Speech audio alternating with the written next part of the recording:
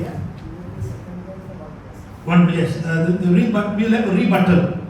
At the end of it, there will be one எல்லாம் முடிஞ்ச பிறகு கடைசியில் 4வது பேச்சு அதை முடிச்ச பிறகு கடைசியில் வந்து ஃபைனல் வந்து ரீபாட்டில் இருக்கும். நீங்கள் எழுப்பின பாயிண்ட்ஸ் வந்து இவங்க ரீபாட் பண்ணுவாங்க, இவங்க எழுப்பின பாயிண்ட்ஸ் வந்து நீங்கள் ரீபாட். ஸோ நீங்கள் வந்து குரூப்பாக பேசிட்டு அப்போ அந்த பாயிண்ட்ஸ் கொண்டு வந்து இதுதான் ஆர்குமெண்ட், இதுதான் சரியான யூ கேன் ரீபாட். ஆனால் ஒரு ஆள் தான் செய்ய முடியும், சரிங்களா? ஸோ 4+1 the end reward, சரிங்களா? ஓகே. 10:20 ஆச்சு. ஸோ இங்கே 7 minutes times 4 28 minutes, அந்த பக்கம் 28 minutes, அதுவும் 1 மணி நேரம். ரீபாட்டில் அது இன்பிட்வீன் ஏதாச்சும்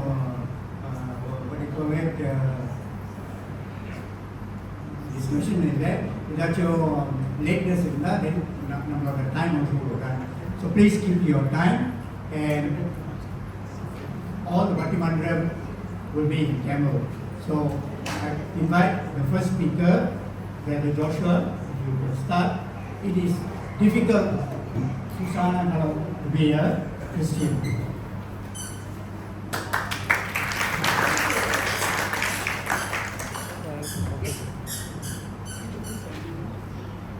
நடுவர் அவர்களே, அவையோர்களே, சான்றோர்களே, உங்கள் அனைவருக்கும் எங்கள் அணியின் சார்பில் நாங்கள் வணக்கத்தை தெரிவித்துக் கொள்கிறோம். எங்கள் அணி வந்து எம்எஸ்எஃப்பை பொறுத்தளவில் ரொம்ப காஸ்ட்லியான அணி. ஏனென்றால் போன மாதம் எம்எஸ்எஃப்லேயே ஒரு கமெண்ட் இருந்தது, ஒரு ஃபாரினரை டிரான்ஸ்லேட்டராக இன்டர்பிரேட் பண்ணுறதுக்கு கூட்டிகிட்டு இருக்காங்க. இந்த முறை 4 பேருமே நாங்கள் வந்து தமிழ்நாட்டிலேருந்து வந்திருக்கோம். ஸோ தேங்க்யூ எம்எஸ்எஃப் எங்களை ஸ்பான்சர் பண்ணுறது. பை த வே, நான் இங்கே வந்து தமிழ்லேயே முழுசாக பேசணும்னு நான் முடிவு பண்ணி வந்திருக்கிறேன். முயற்சி செய்து பார்ப்போம், ஏன்னா நம்ம தமிழர்கள், அதனால் நிறைய இங்கிலீஷ் பேசுவோம். ஓகே, நான் இங்கே பேச, அதாவது எனது அணியுடன் சேர்ந்து நாங்கள் பேச வந்திருப்பது கிறிஸ்தவர்களாக வாழ்வது கஷ்டம் என்று.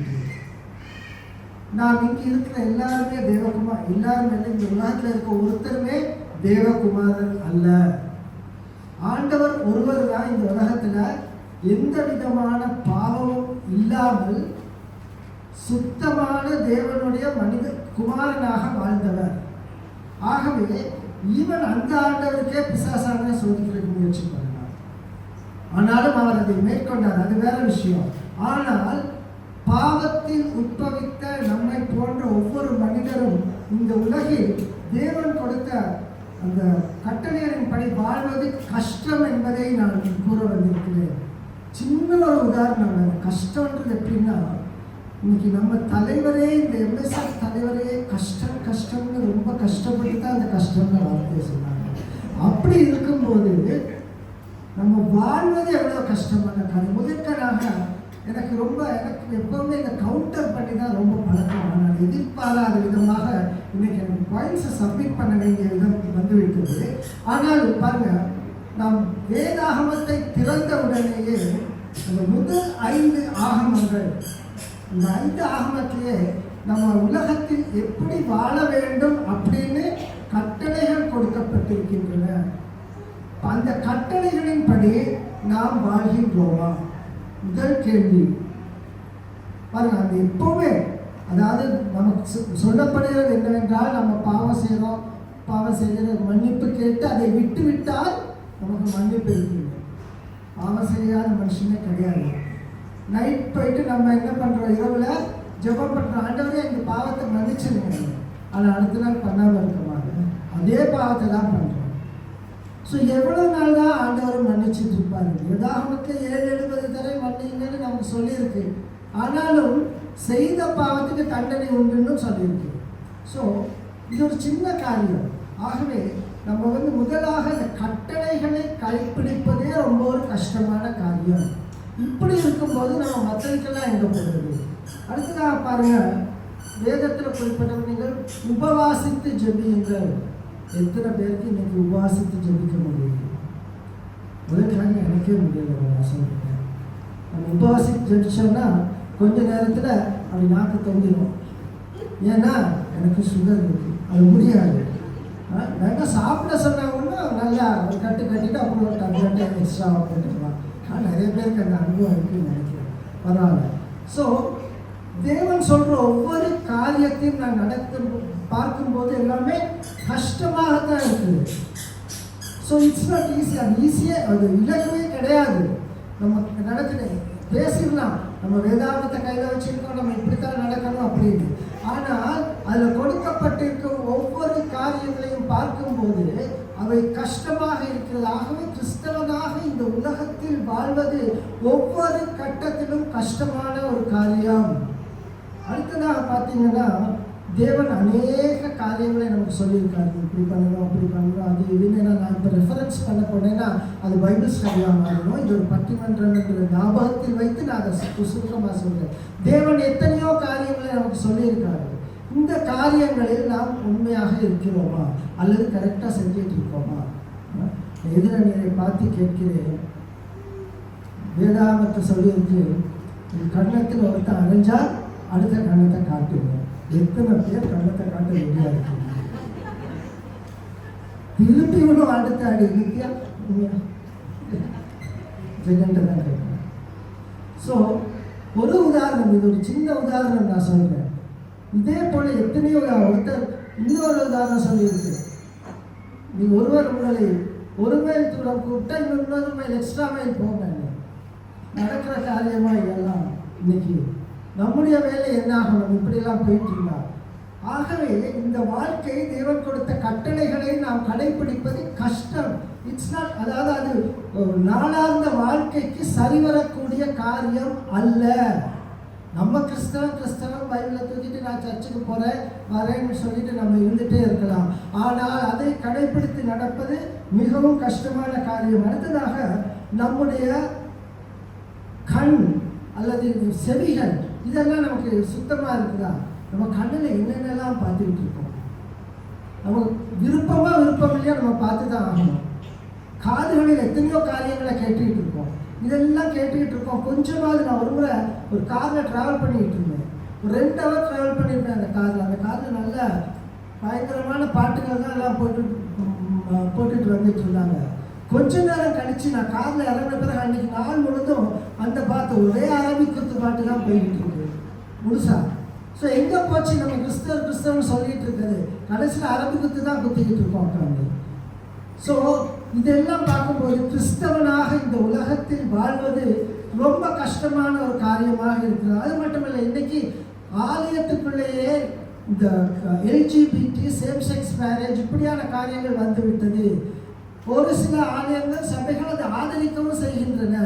அப்போ எங்கே போச்சுங்க கிறிஸ்தவம்? பைபிளுக்கு முற்றுமாக எதிரானது. மனிதன் தனிமையாக இருப்பது நல்லது அல்ல என்று சொல்லி தேவன் ஒரு மனுஷனை படைத்தார். ஆனால் இன்னைக்கு எனக்கு மனுஷியும் போதும் அல்லது மனுஷனும் போதும் சேம் செக்ஸ் மேரேஜ்னு போகிறாங்க.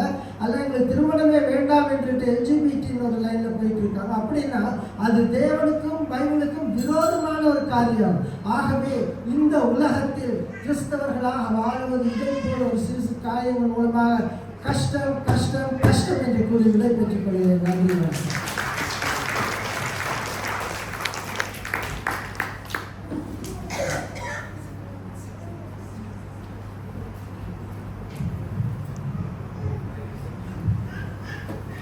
அப்படி நமக்கு விசுவாசம் உண்டாவதாக இங்கே எல்லாரும் கூடி வந்திருக்கீங்க. ஸோ எங்களுடைய விவாதத்தை அவர் எதிர்த்தரப்பில் வந்து அவர் சொல்லிட்டாரு அவருடைய கருத்துக்களை. இப்பொழுது என்னுடைய கருத்துக்கு நாங்கள் கர்த்தருக்குள் வாழ்வது மிக எளிது, கஷ்டமே இல்லை அப்படின்ட்டு தான் இதாக என்னுடைய விவாதம். ஓகே, இப்போ நான் என்னுடைய தலைப்புக்கு வருகிறேன். ஏன் மிக எளிது? என்னுடைய முக்கியமான காரணம், அவர் மேல் விசுவாசம் வைத்து, அவர் வார்த்தையின் மேல் நம்பிக்கை வைத்து, அவருக்கு கீழ்ப்படிந்து, அவருக்கு நம்மை ஒப்புக் கொடுக்கும்போது அவர் நம்மை நடத்துகிற விதம் நம்மால் உணர முடியும். 2வது ஒரு பாயிண்ட் வைக்கிறேன். போராட்டத்தின் மத்தியில் ஆவியானவர் நமக்குள்ளே தைரியத்தை தருவார். மாம்சத்தின் மத்தியில் வரும் துன்பம் அதில் கர்த்தர் நமக்காக வழக்காடுவார். ஏன் இந்த வசனத்தை நான் சொல்லுகிறேன் என்றால், இது விசுவாசத்தின் பாதையிலே நம்ம கிறிஸ்டின் வாழ்க்கையை நடத்தும் பொழுது இந்த காரியத்தில் கர்த்தர் நம்மளுக்கு வெற்றியை தருகிறார். நம்ம உலகத்தில் பல காரியங்கள் இருக்குது. எல்லா காரியங்களும் விதவிதமான காரியம் நம்ம பார்க்குறோம். நெகட்டிவான காரியங்கள் எல்லாம், பாசிட்டிவான காரியங்கள் எல்லாம் இருக்குது. இருந்தாலும் கர்த்தருக்குள் கர்த்தர் நமக்கு வெற்றியை அருள் செய்திருக்கிறார். அதனால தான் நான் விசுவாசத்தின் நம்பிக்கையின் வாழ்க்கையில் நம்ம வாழும் பொழுது பூரணமாய் கர்த்தர் நமக்கு வெற்றியை தருவார். கர்த்தர் நம் வாழ்வில் சில முக்கியமான காரியங்கள் நம்மை நடத்த வேண்டும் என்றால் நாமும் முதலில் சில காரியங்கள் அவருக்கு செய்ய வேண்டும். அப்பொழுது நமக்கு அவர் வெற்றி தருவது நிச்சயம். 4வது பாயிண்ட் வைக்கிறேன். கர்த்தர் தம்முடைய ஜனங்கள் சுகமாய் இருக்க வேண்டும் என்று விரும்புகிறார். அவர் சொல்லுகிறார், கவலைப்படாதிருங்கள், பயப்படாதிருங்கள், என்னிடத்தில் விசுவாசமாய் இருங்கள், என்னுடைய நாமத்தை கொண்டு பிதாவின் இடத்தில் வேண்டிக் கொள்ளுங்கள் என்றார். அது எந்த காரணத்தை கொண்டு அவர் சொல்லுகிறார்? அவர் உறுதிப்படுத்துகிறார். நம்ம இயேசு கிறிஸ்துக்குள்ள நம்ம விசுவாசமாக இருக்கும் பொழுது அவர் நமக்கு உறுதிப்படுத்துகிறார். நீங்கள் பிதாவின் இடத்திலே என்னுடைய நாமத்தை கொண்டு வேண்டிக் கொள்ளுங்கள். எல்லா காரியமும் கர்த்தர் நமக்கு விடுதலை கொடுக்கிறார். யாக்கோபு 1ஆம் அதிகாரம் 13ஆம் வசனம் சொல்லுகிறது, சோதிக்கப்படுகிறவன் நான் கர்த்தரால் சோதிக்கப்படுகிறேன் என்று சொல்லாதிருப்பானாக. அவர் வார்த்தையில் விசுவாசம் வைத்தால் எல்லாம் பரிபூரணமாய் நடக்கும். யாக்கோபு 1ஆம் அதிகாரம் 8ஆம் வசனம் சொல்லுகிறது, இருமனம் உள்ளவன் தன் வழிகளில் எல்லாம் நிலையற்றவனாய் இருக்கிறான். அப்ப கர்த்தருக்குள் நம்ம இருமனமா இல்லாதபடி ஒரே மனமா இருக்கதான் கர்த்தர் நம்மளுக்கு பாடம் கற்றுக் கொடுக்கிறார். நீங்க ஒரே மனமா இருந்தீங்கன்னா நிச்சயம் நம்மளுக்கு கர்த்தர் நம்ம வாழ்விலே வெற்றியை தருவார். அப்போ உலகத்திற்கு நடக்கிற காரியத்தை குறித்து நம்ம கவலைப்பட வேண்டியதில்லை. கர்த்தரை நம்பிதான் நம்ம ஜீவிக்கிறோம். யாக்கோபு 2ஆம் அதிகாரம் 21ஆம் வசனம், ஆபிரகாம் விசுவாசத்தை நம்ம பழைய நம்ம பார்த்துருக்கிறோம். அவர் எவ்வளவு விசுவாசத்தினால அவர் நீதிமான ஆக்கப்பட்டார். ஓகே, இன்னொரு வசனம் சொல்லுகிறது, மனிதனுடைய போராட்டம் அந்த உலகத்தில் இருக்கும் பொழுது யாக்கோபு 4ஆம் அதிகாரம் 1ஆம் வசனம், உங்களுக்குள்ளே யுத்தங்களும் சண்டைகளும் எதினாலே வருகிறது, உங்கள் அவயங்களில் போர் செய்கிற இச்சைகளினால் அல்லவா. அப்ப நம்ம அந்த போராட்டம் துன்பங்கள்லாம் நம்மளுக்குள்ளே தான் வருகிறது. ஆண்டவர் தன்னை சோதிக்க மாட்டார். அவர் சோதிக்கிறவரும் அல்ல.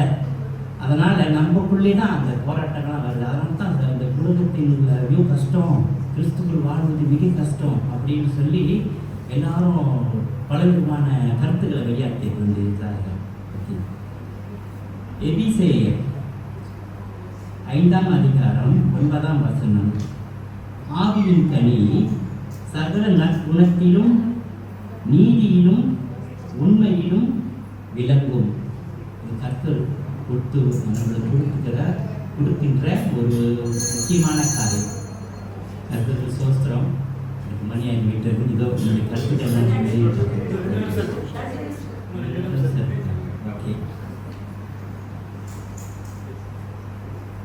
எபிரேயர் 11ஆம் அதிகாரம் 1ஆம் வசனம் சொல்லுது, விசுவாசமானது நம்பப்படாதவர்களின் உறுதியும் காணப்படாதவர்களின் நிச்சயமாய் இருக்கிறது.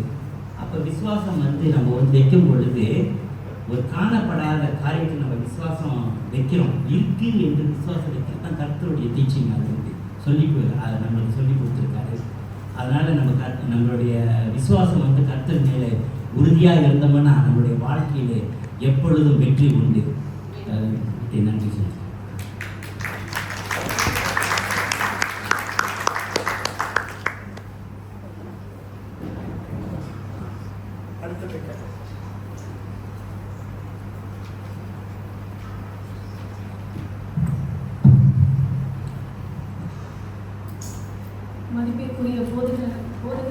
அவர்களே, இந்த முதியோர் ஐக்கியத்தின் பெருமக்களே, உங்கள் எல்லாருக்கும் இயேசு கிறிஸ்துவின் நாமத்தினாலே உங்கள் அனைவருக்கும் வாழ்த்துக்கள். எதிரணியை நாங்கள் நியாயப்படுத்த விரும்பலை, ஆனால் அவங்க ரொம்ப உணர்ச்சி வசப்பட்டு பேசுகிறாங்க. என்னன்னா, என்னமோ நாங்கள் அந்தி கிறிஸ்தவர்கள் மாதிரியும் அவர்கள் இயேசுவாங்க பக்கத்துலேயே உட்காந்து சேர் போட்டு உட்காந்துருக்கிற மாதிரி பேசிட்டு இருக்காங்க. இங்கே நிறைய காரியங்கள் அண்ணன் இப்போ சொன்னாங்க. கீழ்ப்படிதல் பற்றி சொன்னாங்க, நம்ம செவி கொடுக்கணும்னு சொன்னாங்க, ஒரு மனமா இருக்கணும் அப்படின்னு சொன்னாங்க. ஆனா அந்த கேள்வி என்னன்னா, அதெல்லாம் நம்ம செய்யறோமா? அதுதான் கேள்வி. இன்றைய காலகட்டத்துல நம்மளால அதெல்லாம் செய்ய முடியுதா? நான் நினைக்கிறேன் தலைப்பை சரியா படிக்கல நான் நினைக்கிறேன். என்ன அப்படின்னா, ஆபிரகாம் அவர் விசுவாசத்தின் தந்தை தான் இல்லையா? ஆனா அவரு ஒரு சூழ்நிலை வரும்போது தன் மனைவியை அவர் சகோதரி என்று சொன்னார் இல்லையா? அவரால் அந்த இடத்துல ஆண்டவருக்கு ஏற்றபடி வாழ முடிஞ்சிச்சா? சூழ்நிலை வரும்போது நம்ம கிறிஸ்தவர்கள் என்ன பண்றோம்? மாறிடும் இல்லையா? கஷ்டமா இருக்கு. கிறிஸ்தவர்களா வாழ்றதுன்றது ரொம்பவே கஷ்டமா இருக்கு. உங்களுக்கு ஒரு சின்ன கதை ஒன்று சொல்றேன். ஒரு ஊர்ல ஆண்டவரை வழிபடுறது எப்படி வழிபடுவாங்கன்னா, கல் எடுத்து அடிச்சு வழிபடுவாங்களாம். அப்ப அது பக்கமா போன ஒருத்தர் என்ன பண்ணாரா, என்னடா நீங்க இப்படி செய்றீங்க, கல் எடுத்து இறைவனை போய் நீங்க அடிச்சு வணங்கிட்டு இருக்கீங்க அப்படின்னு சொல்லும் போது, அங்க உள்ள அந்த வணங்குறவங்க எல்லாம் சொன்னாங்களா, எங்களுடைய பழக்கம் இதுதான், நீ 2 கல் எடுத்து என்ன பண்ணு அப்படின்னு சொன்னாராம். உடனே அவருக்கு என்னன்னா பயம். ஏன்னா ஐயோ ஆண்டவராச்சு எப்படி அடிக்கிறது அப்படின்னு சொல்லி அவருக்கு பயம். அவருக்கு அது ஒரு கடினமான ஒரு காரியமா இருந்தது. ஆனா அவர் என்ன பண்ணாரா, சரி இவங்க சொல்றாங்க, இவர் என்ன பண்றது, இந்த சூழ்நிலையில வாழ்ந்துட்டு இருக்கோம், 2 கல் எடுத்து அடிக்கிற மாதிரி என்ன பண்றாரா, பக்கத்துல இருக்க புளிய மரத்துல அடிச்சிட்டாரா. உடனே கண்ணை பிடிக்கிட்டாரா ஆண்டவர். அப்போ அவர் ஆண்டவர்கிட்ட கேட்டாரா, என்ன ஆண்டவர், அவங்கெல்லாம் உங்க மேல அடிச்சாங்க, ஆனா நான் உங்க மேல அடிக்காம புளிய மரத்துல அடிச்சேன், ஏன் கண்ணையே புடுங்குனீங்கன்னு. அப்போ ஆண்டவர் சொன்னாரா, அட பாவி, அவங்க எல்லாம் கண்ணை என் மேல அடிக்கிறாங்கன்னு சொல்லிதான் நானே புளிய மரத்துல உட்கார்ந்துட்டு இருக்கேன். நீ என்ன பண்ணிட்ட, என்ன அடிச்சு என்ன காயப்படுத்திட்டிய அப்படின்னு சொல்லி அவர் என்ன பண்றாரு, கண்ணை பிடிக்கிட்டாரு இல்லையா? இப்படிதான் நம்முடைய கிறிஸ்தவனுடைய வாழ்க்கை உலகத்தோடு சேர்ந்து நம்ம வாழ்றதுனாலதான் இப்படிப்பட்ட பிரச்சனைகளை நம்ம சந்திக்கிறோம். இன்னொரு பாத்தீங்கன்னா, ஆண்டவர் 10 கட்டளைகள் கொடுத்தாரு இல்லையா? பழைய ஏற்பாடு 10 கட்டளை கொடுத்தாரு. ஆனா அது எல்லாவற்றையும் நம்மளால என்ன பண்ண முடியல, கடைபிடிக்க முடியலன்னு சொல்லி அவருடைய சொந்த குமாரனை நம்மளுக்காக அனுப்பி 2 கட்டளை கொடுத்தாரு புதிய ஏற்பாடுல. ஒன்று ஆண்டவரை நேசிக்கணும், இன்னொன்று பக்கத்துல இருக்கவங்களை நேசிக்கணும். இன்னைக்கு நம்மளால ஆண்டவரை நம்ம நேசிக்கிறோம் இல்லையா? நேசிக்கிறோமா இல்லையா? ஆனா பக்கத்துல இருக்கவங்களை நேசிக்க முடியுதா? மனசு தட்டு சொல்லுங்க, நேசிக்க முடியுதா? இல்ல தானே? ஆனா ஆலயத்துல போய் நீ அன்பு கூறுவே இன்னும் அதிகமாய் இதெல்லாம் சொல்லுவாங்க, கையை உயர்த்தி பாடுங்கன்னு சொல்லி. உண்மையாவே நம்ம அப்படி உண்மையாவே அன்பு கூறுவோமா? கடினமா இருக்கு. அங்க பாடுறாங்க, நம்ம பாடுறோம் இல்லையா? இப்படிப்பட்ட ஒரு சூழ்நிலையில தான் இன்றைக்கு நம்ம வாழ்ந்துட்டு இருக்கோம். நம்மளால கிறிஸ்தவர்களா வாழ்றதுன்றது ஒரு கடினமான காரியமா இருக்குது.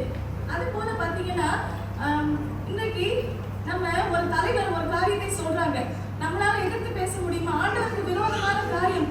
ஆனா இன்னைக்கு அதை நம்மளால எதிர்த்து பேச முடியுமா? இந்த தேசத்தின் தலைவர் ஒரு காரியத்தை சொல்றாங்கன்னு வச்சுக்கோங்க, அவர்கிட்ட போய் இல்ல எங்க ஆண்டவர் இப்படி சொல்லல, நாங்க செய்ய மாட்டோம் சொல்ல முடியுமா? ஆனா வேதத்தின் படி பார்த்தா ஷாத்ராக், மேஷாக், ஆபேத்நேகோ இவங்க 3 பேரும் சொன்னாங்க.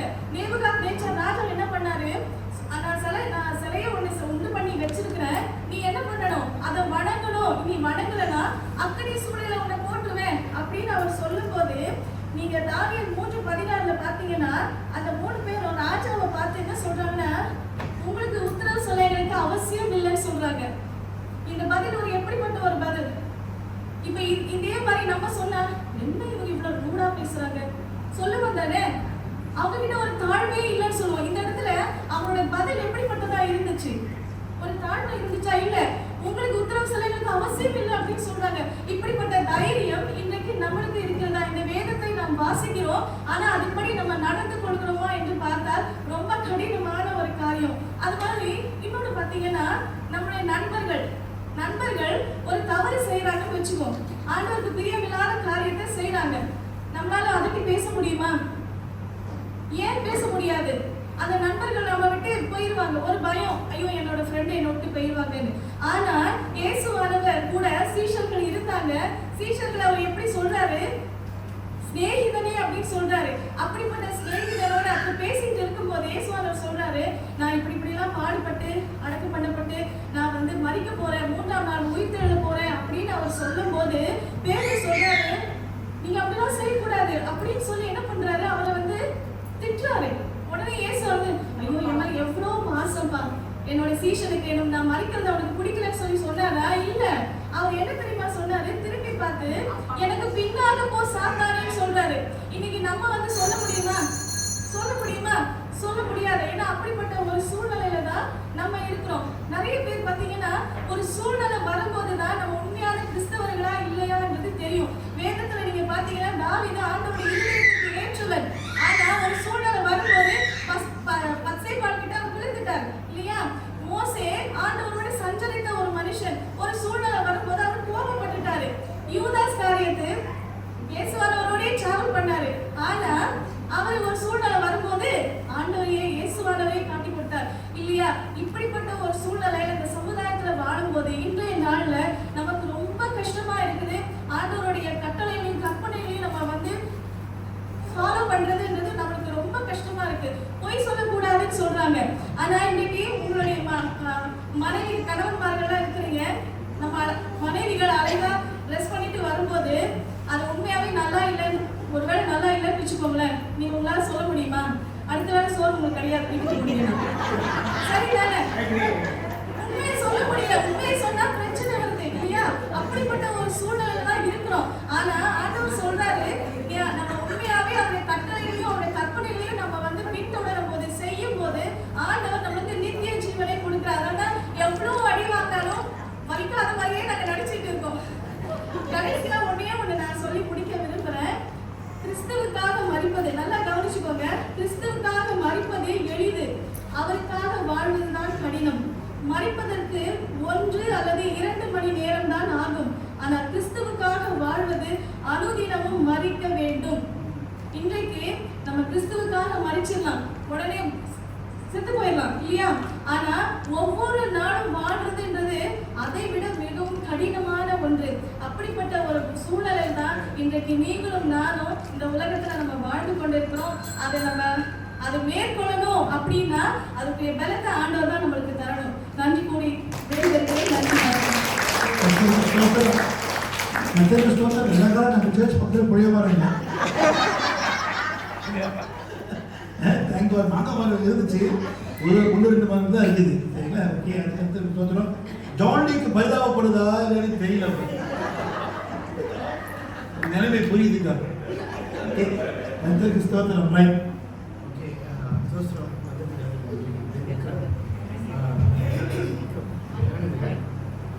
அப்படிதான் இப்போ வாலிபனாக இருப்பாங்க.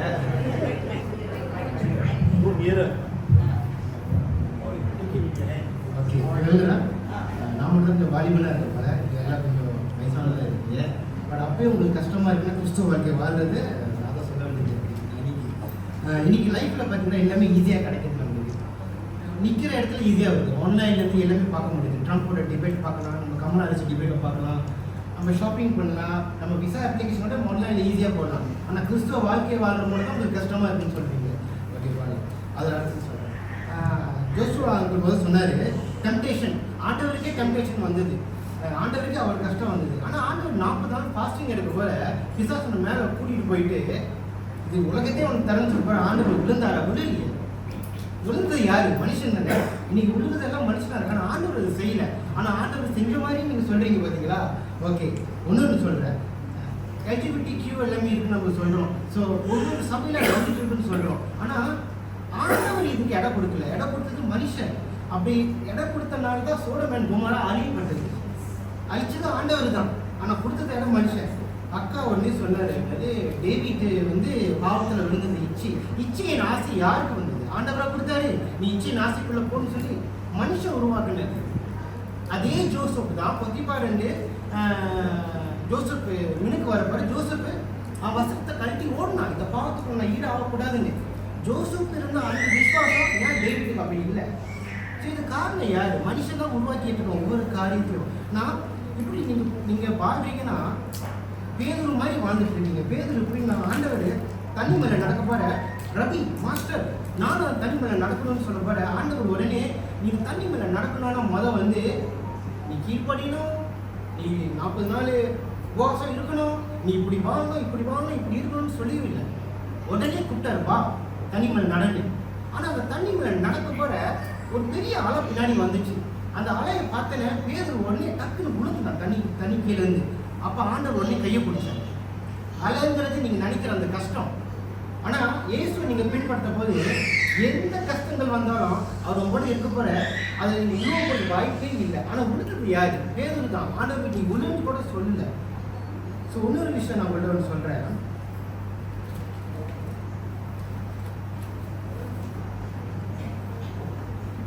இப்போ இப்படி இருக்குன்னா நம்ம வந்து பார்க்காம விசுவாசிக்கிறதுனால நம்ம ஒவ்வொரு விஷயமா கஷ்டமா தெரியுது.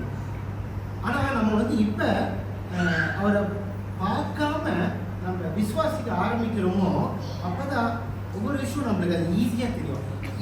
ஈஸியாக எப்படி சாரி அவரு நான் யோசுவாக்கே வரேன். அவர் வந்து சொன்னார் இப்போ கிறிஸ்தவ வாழ்க்கை வாழ்றது ரொம்ப கஷ்டமா இருக்கு.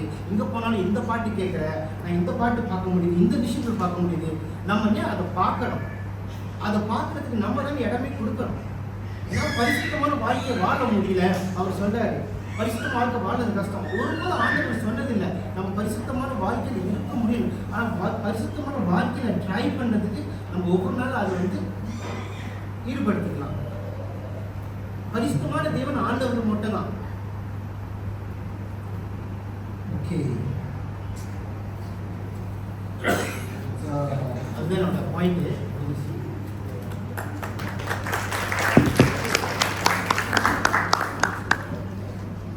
ஓகே, அடுத்த கட்ட போகிறதுக்கு முன்னாக உங்கள் பேர் சொல்லி அறிமுகப்படுத்திருக்கேன். இதில் சில பேர் நீங்கள் யாருன்னு தெரியப்படுத்தி அப்போ நம்ம விற்கிறதுக்கு நன்றி சொல்கிறோம். ஏன்னா அவர் பேர் சொன்னார். ஏன்னா அதே மாதிரி உங்கள் பேரை அறிமுகப்படுத்தி நீங்கள் யாருன்னு தெரியும். ஏன்னா மற்றவங்க எல்லாரும் சொல்லிடுங்க. மற்ற 2 பேர் இருக்கிறீங்க, நீங்கள் 2 பேர் உங்களுக்கு தெரிஞ்சால் கூட உங்கள் பேர் சொல்லிடுங்க. சரிங்களா? Okay, right, thank you.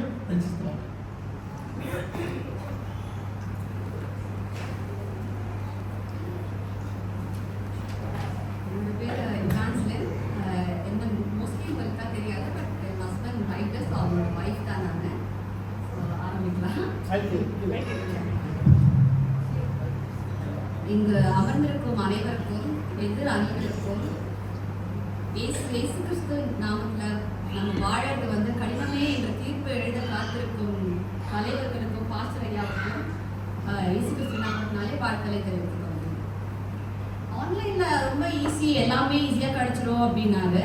ஆமாம், எல்லாமே ஈஸி தான். நீங்கள் ஒரு ஷார்ட்ஸ் பார்த்துட்டு இருக்கும்போது நெக்ஸ்ட் நீங்கள் ஸ்க்ரால் பண்ணும்போது நீங்கள் உங்கள் கண்ணை மூட மாட்டீங்க. அங்கே என்ன வருதுன்னு நீங்கள் பார்க்க தான் செய்வீங்க.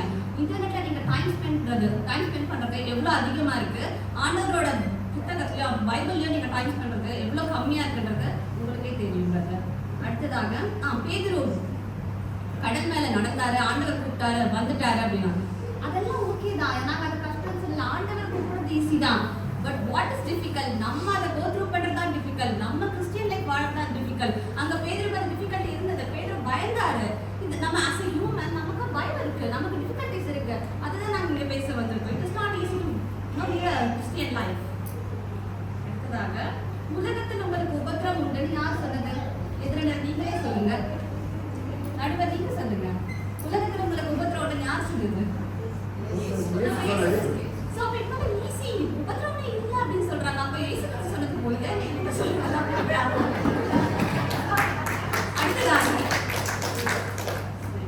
அடுத்ததாக ஜீவனுக்கு போற வாசல் நெருக்கமும் இறுக்கமுமா இருக்கு. ஆனா டிஸ்ட்ரக்ஷன் எந்த வே டு டிஸ்ட்ரக்ஷன் வந்து ரொம்ப ஈஸியா இருக்கு. அப்ப உங்களுக்கு ஈஸியா தான் இருக்கு. உங்களுக்கு எல்லாம் ஈஸியா இருக்குன்றதுனா நீங்க உங்களை நீங்க செக் பண்ணி ட்ரைங் வித் இட். பிகாஸ் உங்களுக்கு ஈஸியா இருக்குன்னா நீங்க ரீடிங் டுவர்ட்ஸ் டிஸ்ட்ரக்ஷன். இப்போ நீங்க கேட்டுக்கு போற வழியில இருக்கீங்க அப்படிங்கறத நீங்க உணர்ற தருணம். அதுக்கப்புறமா ஈசப்பா நமக்கு சொல்லியிருக்காரு, ஒருவன் என் பின்னே வர விரும்பினால் அவன் தன்னைத்தான் வெறுத்து. நீங்க நம்மள நாம வெறுக்கிறோம். ஆல்ரெடி இந்த பாயிண்ட் சொல்லிட்டாங்க. பட் நம்ம வெறுக்கிறோமா?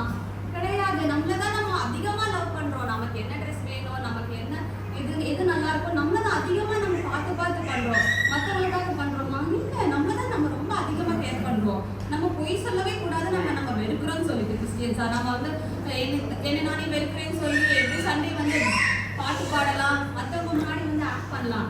பட் ஆக்சுவலி நம்ம வெறுக்கிறது கிடையாது. ஆனா வெறுக்கிறது தான் கிறிஸ்டியன் லைஃப். தன்னைத்தானே வெறுத்து தன் சிலுவை அனுதினமும் எடுத்துக்கொண்டு நடக்கணும். அனுதினமும் எடுத்துக்கொண்டு நடக்கிறோமா? நம்ம சிலுவைனா ஹேண்ட்பேக்கை மாட்டிட்டு நடக்கிறது கிடையாது. சிலுவைன்றது இட்ஸ் வெரி டிஃபிகல்ட் டாஸ்க். நமக்கு வந்து நம்ம வீட்லயே எடுத்துக்கோமே, வீட்டில் தான் அதிகமான சிலுவையை நம்ம சுமக்க வேண்டியதா இருக்கு. மேபி நம்ம மேரிட் கப்பலுக்கு எடுத்தீங்கன்னா தெரியும், உங்களோட பார்ட்னர் ஒரு வார்த்தை சொல்லிட்டா நம்ம வாய் மூடிட்டு இருக்க முடியுதா? திருப்பி சொல்றது கூட ஈஸி தான், வாயை மூடிட்டு இருக்கிறது ரொம்பவே கஷ்டமா இருக்கு. அதை நான் அனுபவிச்சிருக்கேன். பிகாஸ் வாயை மூடிட்டு இருந்தா ஒரு நேரம் வாங்கி மூடிட்டு இருக்கலாம், அதுக்கப்புறம் த்ரூ அவுட் த டே நம்ம நினைச்சிட்டே இருப்போம், நம்ம வந்துட்டு நம்ம வாயை மூடிட்டு இருந்துட்டோம், இப்போ எப்படியாவது நம்ம இவங்களுக்கு நம்ம வந்து திருப்பி பதில் கொடுத்தே ஆகணும்னு சொல்லி யோசிச்சுட்டே இருப்போம். அதனால எண்ட் ஆஃப் த டே இதோட பிக்க ஃபைட்டா முடிஞ்சிடும். அண்ட் தென் எஸ், நீங்க ஈஸியா இருக்கு Christian life is very easy அப்படின்னு சொல்றது வந்து இது வேதத்துக்கே புறம்பான ஒண்ணு. இவங்கள வந்து வஞ்சிக்கிற ஓநாய்கள்னு நான் சொல்லல, பைபிள் சொல்லிருக்கோம். ஏன்னா கர்த்தர் சொல்லியிருக்காரு, பச்சை மரத்துக்கே இந்த பாடுனா பட்டை மரத்துக்கு எவ்வளவு பாடு இருக்கும். நம்ம இதெல்லாம் நமக்கு தெரிய வேண்டிய விஷயங்களா இருக்கு.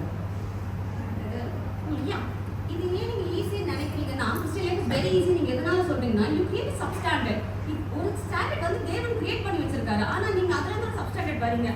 இங்க எத்தனை பேருக்கு எனக்கு தெரியாது, மலேசியா பத்தி எனக்கு தெரியாது, பட் நிறைய பேர் தியேட்டருக்கு போறீங்க. It is very easy. Common movie பாத்தீங்களா அப்படின்னு பண்றீங்க. சபையிலேயே சினிமா சாங்ஸ் பாடுறாங்க. நிறைய சபைகள், நம்ம சபைகளை பாடுறதில்ல, சினிமா சாங்ஸ் பாடுறாங்க.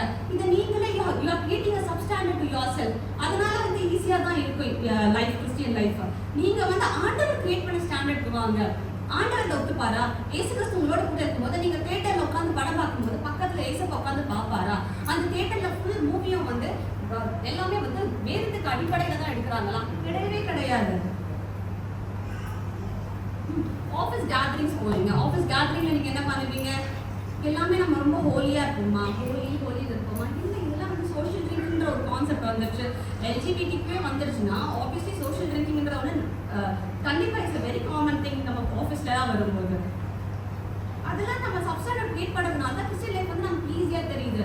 நீங்கள் அதுலேருந்து நீங்கள் அகேன்ஸ்ட் ஆகி பாருங்க, ஒரு ஃப்ரெண்ட் உங்களுக்கு இருக்காது ஆஃபீஸில், காலேஜில் ஒரு ஃப்ரெண்ட் இருக்க மாட்டாங்க. இப்போ கிட்ஸ் பெரியவங்களை எடுக்க கிட்ஸ் கஸ்வர்ட்ஸ்லாம் வெரி காமன். எவ்வளோ காமனாக யூஸ் பண்ணுறாங்க. நானே சர்ச்சில் நிறைய டைம் அதை பார்த்துருக்கேன். I was very much shock. இன்னும் ஈஸி இவ்வளோ இந்த மாதிரி ஒரு வேர்ட்ஸ் வந்து நீங்கள் சர்ச்சில் யூஸ் பண்ணுவீங்க. அப்போ தேவன் இந்த இடத்துல உங்களுக்கு வந்து ஓகே பரவாயில்ல அப்படின்னு சொல்லியிருப்பாரு. கிடையாது, you are creating your own standard. அதனால தான் உங்களுக்கு ஈஸியாக தெரியுது. அண்ட் தென் 2 தீமோத்தேயுல வந்து பவுல் சொல்றாரு, நீயோ எல்லாவற்றிலும் தெளிவுள்ளவனா இருந்து தீங்கனுபவினா பவுல் சொல்றாரு. நீங்க அப்ப என்ன சொல்றீங்க? இட் இஸ் வெரி ஈஸின்னு சொல்றீங்க. தீங்கனுபவி சுவிசேஷங்களுடைய வேலையை செய், உன் ஊழியத்தை நிறைவேற்றும் சொல்லியிருக்காரு. நீ தீங்கு அனுபவிச்சாதான் உங்களுடைய ஊழியத்தை நிறைவேற்ற முடியும். Christian life is not easy. ஈஸியா இருக்குன்னா you are not leading Christian life. அதான் நான் சொல்ல வரேன். நல்ல போராட்டத்தை போராடினேன், ஓட்டத்தை முடித்தேன், விசுவாசத்தை காத்துக்கொண்டேன். பவுல் வந்து தன்னோட 60வது வயதுல சொல்றாரு, 30வது அரௌண்ட் 30ஸ்ல இருக்கும்போது அவர் ஸ்டார்ட் பண்ணாரு. நியர்லி ஒரு 30 years ஆஃப் லைஃப் வந்து கிறிஸ்டியன் லைஃப் லீட் பண்றாரு. அப்போ அவன் முடிவுல சொல்றாரு, நல்ல போராட்டத்தை போராடினேன். போராட்டம்னா உங்களுக்கு ஈஸியா இருக்குமா? கிடையாது. போராட்டம்னா எவ்ரிடே, ஈச் அண்ட் எவ்ரிடே வந்து அவர் போராடினாரு. அவர் பிரிசன்ல இருந்தாரு, அவர் ட்ரெஸ் இல்லாம இருந்தாரு, அவருக்கு சாப்பாடு இல்லாம இருந்தாரு, எல்லாமே வாழ்ந்திருக்கும் தெரியும், தாழ்ந்திருக்கும் தெரியும், எல்லாத்தையும் அவர் கோ த்ரூ பண்ணாரு. அதனாலதான் அவர் சொல்றாரு, நல்ல போராட்டத்தை போராடினேன். It is not easy. Everyday you have to go through that hardships. அதனால தான் நான் சொல்ல வரேன், பவுலை விட நமக்கு ரொம்ப லைஃப் வந்து நம்ம அந்த அளவுக்கு பரிசுத்தவான்களான்னு எனக்கு தெரியாது. ஏசு கிறிஸ்துவோட நம்ம பரிசுத்தவான்கள், அவங்களே கஷ்டம் இருக்கு, உபத்திரம் உங்களுக்கு இருக்கு, சிலுவை எடுத்துக்கொண்டு நடன்னு சொன்னதுக்கு அப்புறம் நம்ம எப்படி அது ஈஸின்னு சொல்லலாம்? அப்ப நம்ம வேதத்தை நம்ம புரட்டுறவங்களா இருக்கிறவங்க தானே. ஒரு குழந்தை வந்து நபர்கள் நீங்க சொல்லுங்க, ஒரு குழந்தையா இருக்க ஈஸியா, பெரியவங்களா வாழ ஈஸியா?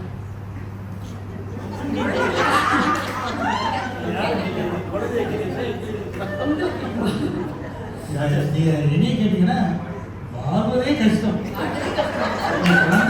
கஷ்டம், பெரிய கூட கஷ்டம். அப்ப நீங்க குழந்தையா இருக்கும்போது உங்களுக்கு லைஃப் ஈஸியா இருந்தா பெரியவங்களுக்கு அப்புறம் ஈஸியா இருக்கா? அந்த சமயத்துல குழந்தை இப்ப எண்ணிக்கை அந்த சமயத்துல குழந்தையா இருக்கிறப்ப நான் எனக்கு வேண்டியதெல்லாம் பெட்ரோல் கொடுத்தாங்க. அவங்க அந்த பிரச்சனை அவங்களோட பிரச்சனை. நான் பசியா இருந்த பொழுது கேட்டேன், கொடுத்தாங்க. அதுதான் ஒண்ணு புரியுதுல பவுல் சொல்றீங்க. இன்னும் குழந்தை இல்லாம யூ ஸ்டில் இன்ஃபான்ஸ். அதனால தான் உங்களுக்கு மில்கே தேவைப்படுது. நீங்க இன்ஃபான்ஸா இருந்தா ரொம்ப ஈஸியா இருக்கும் உங்களுக்கு. நீங்க மில்கே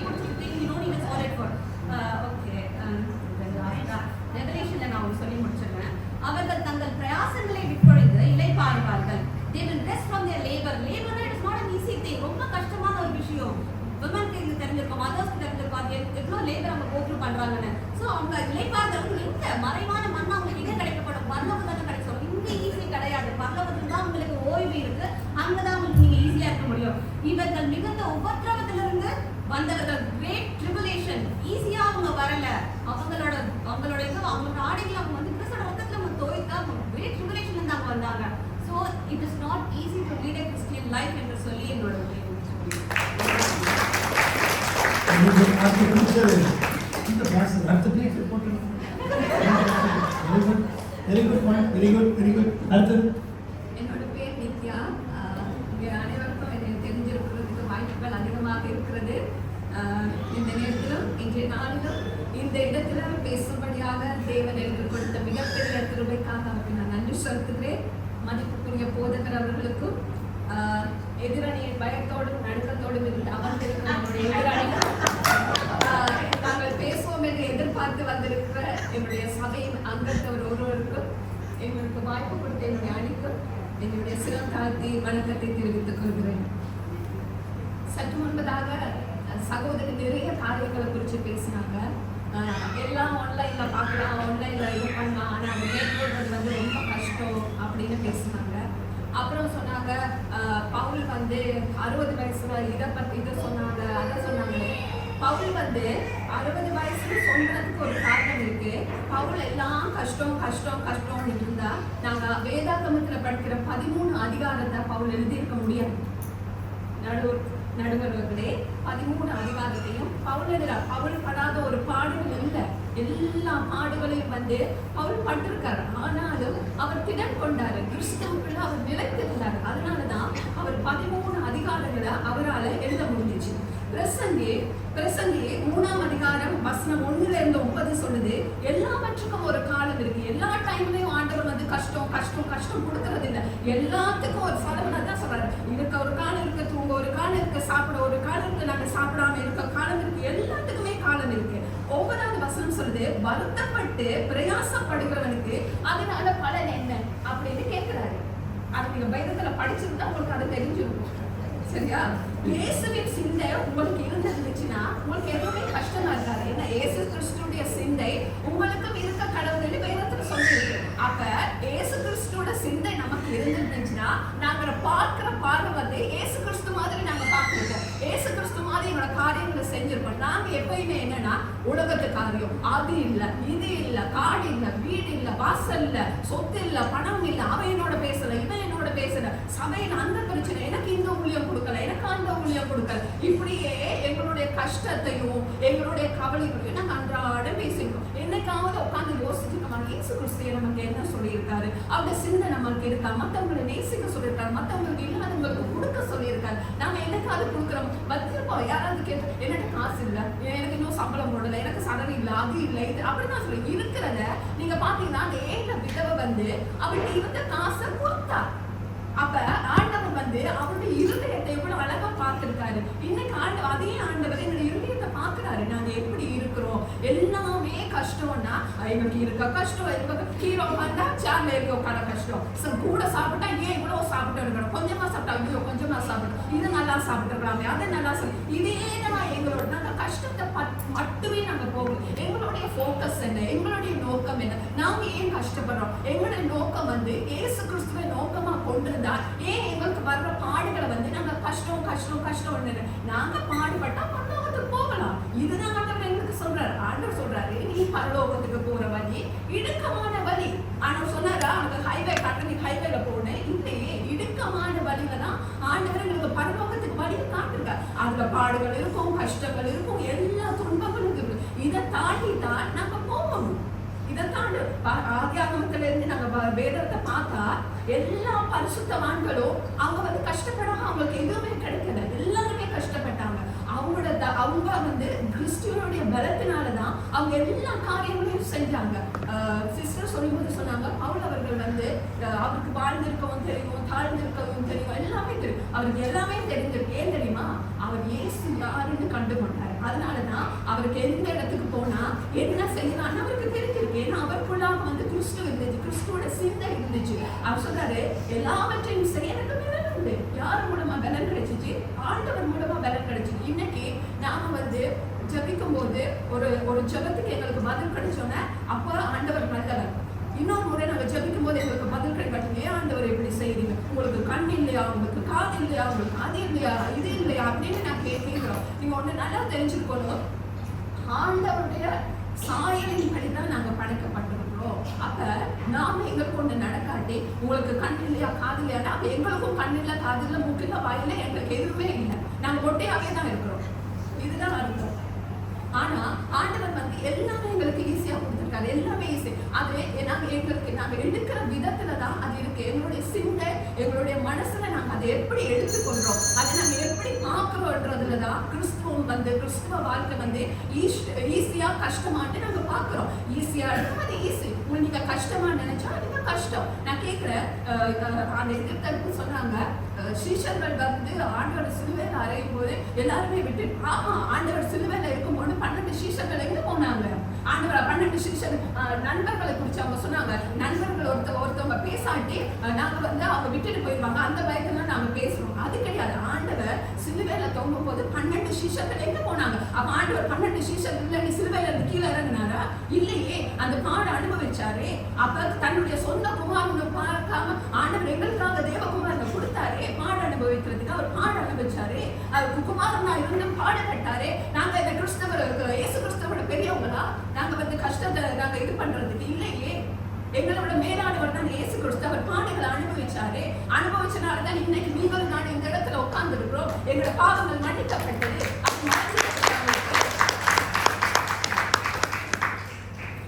பிலிப்பியர் 4:6 வசனம் 4-6 சொல்லுது, எப்பொழுதும் சந்தோஷமா இருங்க. கிறிஸ்துவுக்குள்ள எப்பொழுதும் சந்தோஷம் சொன்னாரா? கிறிஸ்துவுக்குள்ள எப்போதும் நீங்க துக்கமா இருங்க, கிறிஸ்துவுக்கு உங்களுக்கு கஷ்டத்துல இருங்க அப்படின்னு சொன்னாரா? இல்லையே. உங்களுடைய சார்ந்த குணம் அனைவருக்கும் தெரிந்திருப்பதாக, அப்படித்தானே ஆண்டவர் சொன்னாரு. உங்களோட கஷ்டம் அனைவருக்கும் தெரிந்திருப்பதாக சொன்னாரு. இல்லையே, அப்படி சொல்லவே இல்லையே. உங்களுக்கு ஏதாவது பிரச்சனைனா ஆண்டவர்கிட்ட ஜெபம் பண்ணுங்க. உங்களுக்கு ஒரு கஷ்டமா இருந்தா ஆண்டவர்கிட்ட ஜெபம் பண்ணுங்க. இதான் ஆண்டவர் சொன்னாரு. இல்ல நான் வாழ்றது கஷ்டம், நீ வாழ்றது கஷ்டம், அவன் வாழ்றது மட்டும் கஷ்டம் இல்ல, பக்கத்துக்கு போய் சொல்லுவான், இல்ல நான் இப்படி வாழ்றது கஷ்டம், அப்ப உனக்கும் தான் கஷ்டம். அவனை வந்து என்கரேஜ் பண்றது கிடையாது, அவனை வந்து கிறிஸ்துவுக்குள்ள வளர்த்து வர்றது கிடையாது. இவங்களுக்கு ஒரு கஷ்டம்னா இவங்களோட ஜெபம் கேட்காட்டி அவங்களுக்கும் ஜெபம் கேட்கப்படாது. இப்படி அநேக காரியங்களை நாங்க இவருடைய சமூகத்துல நாங்க பார்த்திருக்கோம். அடுத்ததா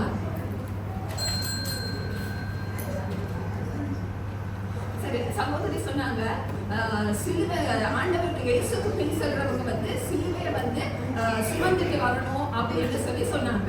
உண்மைதான், ஆண்டவரை பின்பற்றவங்க சிலுவையை சுமந்துட்டு வரணும். அது ஆண்டவர் எங்களுக்கு கொடுத்த அவருடைய வார்த்தை. அந்த வார்த்தைக்கு நாங்க கீழ்ப்படிந்து எங்களோட கஷ்டத்திலையும் எங்களோட நஷ்டத்திலையும் எங்களோட எல்லா மத்தியிலையும் வந்து நாங்க ஆண்டவருக்கு பின்னுக்கு போகணும். அதனாலதான் நாங்க கிறிஸ்தவர்களா இன்னைக்கு இருக்கிறோம். இன்னைக்கு நீங்க எத்தனை பேர் உங்க வீட்டுல அநேக பிரச்சனைகள் இருக்கும், அநேக காரியங்கள் இருக்கும். நீங்க அந்த காரியங்கள்லாம் பார்த்து பிரச்சனை கஷ்டம் உண்டு, அப்ப நீங்க எல்லாரும் வீட்டுல இருந்துக்கலாம். ஏன் இன்னைக்கு இங்க வந்தீங்க? ஏன் வந்தீங்க? அப்ப அந்த பிரச்சனையை காட்டிலும் ஆண்டவருக்கு முன்னுரிமை கொடுத்து நம்மளோட ஊழியம் நடக்குது அப்படின்னு சொல்லி அதை ஒரு ஈஸியா எடுத்து இந்த இடத்துல வந்து நீங்க ஒவ்வொருத்தரும் உட்காந்துருக்கீங்க. இதே கஷ்டமாட்டா இந்த சார் எல்லாமே மோசமா இருந்திருக்கும். இன்னைக்கு யாருமே வந்திருக்க மாட்டீங்க. எது நாம கஷ்டமா நம்ம காரியங்களை எடுத்துருந்தோம். அது மட்டும் இல்ல, இந்த வாய்ப்புக்கு நன்றி கூறி விடைபெறுகிறேன். நன்றி, வணக்கம். இல்ல அவங்க கஷ்டமா பேசுறாங்க.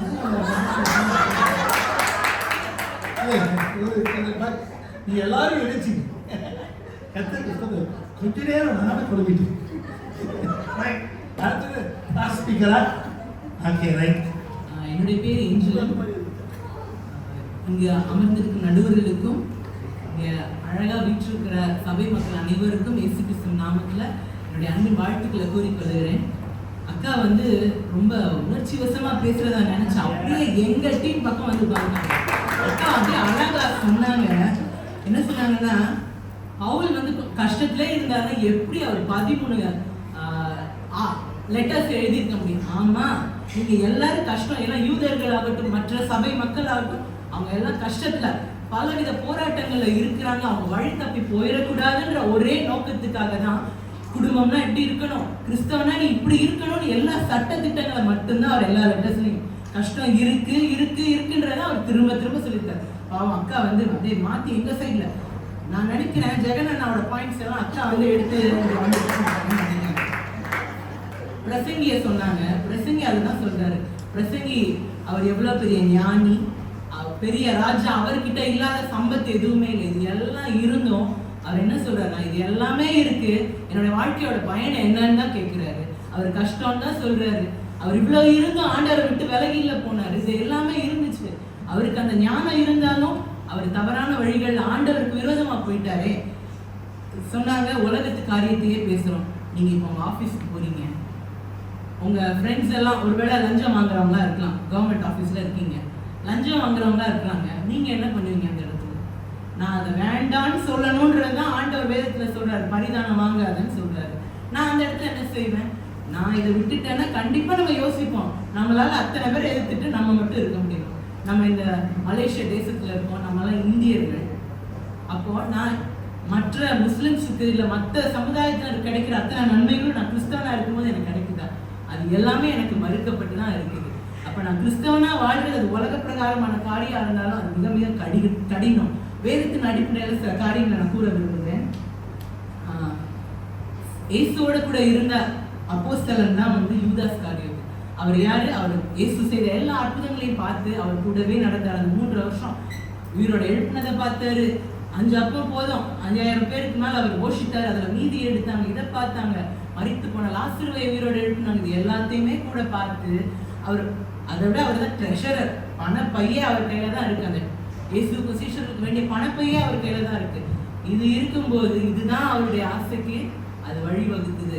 இது நான் வந்து இது எல்லாமே இருந்தாலும் அவருடைய எண்ணம் உடனே இந்த 30 வெள்ளிக்காசுக்கு தான் இயேசுவை காட்டி கொடுக்குறாரு. 30 வெள்ளிக்காசுன்றது நீங்கள் அதை டிரான்ஸ்லேட் பண்ணி பார்த்தீங்களா, அதை கன்வெர்ட் பண்ணி பார்த்தீங்கன்னா மேபி இன்னைக்குள்ள அமௌண்ட்டுக்கு ஒரு $41 சம்திங் தான் வருது. அது என்ன ஒரு அமௌண்ட்? அது அவ்வளோ பெரிய ஒரு பெரிய தொகையே இல்லை. ஆனால் அவருக்கு அந்த நேரம் அந்த பண ஆசை இருந்துச்சு.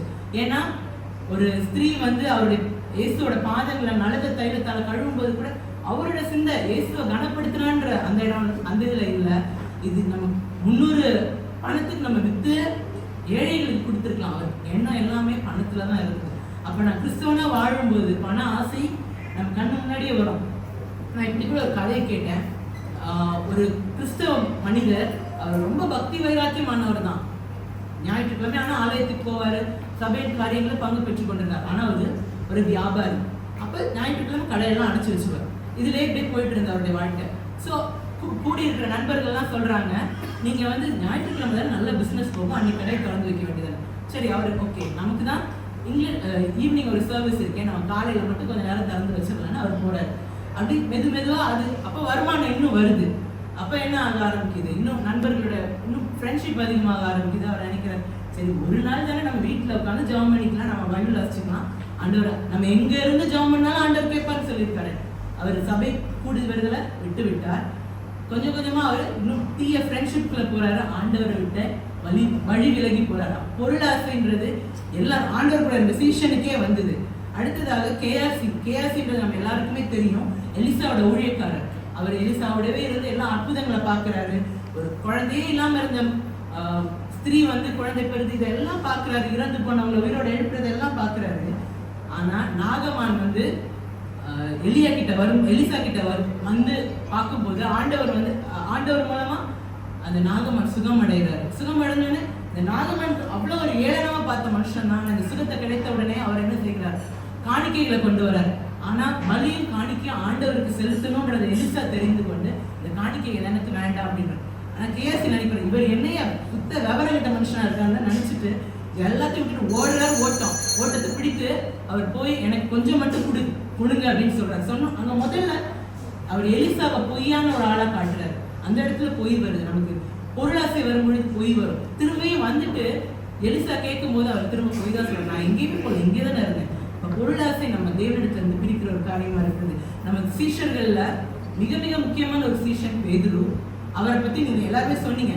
ஆமா, அவர் கூடவே இருந்து எல்லாம் செய்தார். ஆண்டவர் சொன்னார், இந்த கல்லின் மேல் என் சபையை கட்டுவேன். அவ்வளவு தூரம் ஆண்டவருக்கு முக்கியமான சீஷனா இருந்தாலும் அந்த உலகத்தின் சூழ்நிலை வரும்போது எங்கே இயேசுவை பிடித்துட்டு போன மாதிரி என்னையும் பிடிச்சிட்டு போயிடுவாங்களோன்ற அந்த ஒரு பயம் நம்முடைய வாழ்க்கையில என்னைக்குமே இருக்கிற ஒரு விஷயம் தான். நான் வேலை செய்யற இடத்துல நான் மட்டும் வித்தியாசமா இருந்தா நாங்கள் தனித்து விடப்படுவேன்ற பயம் எல்லாருக்குமே இருக்கு. இல்லைன்னு மட்டும் சொல்லாதீங்க. எல்லாருமே பலவிதமான வேலைகளை இருந்து ஓய்வு பெற்று வந்தவங்க. நீங்களும் எவ்வளோ ஃப்ரீடமாக எங்களுக்கு முன்மாதிரியா இருக்கீங்க.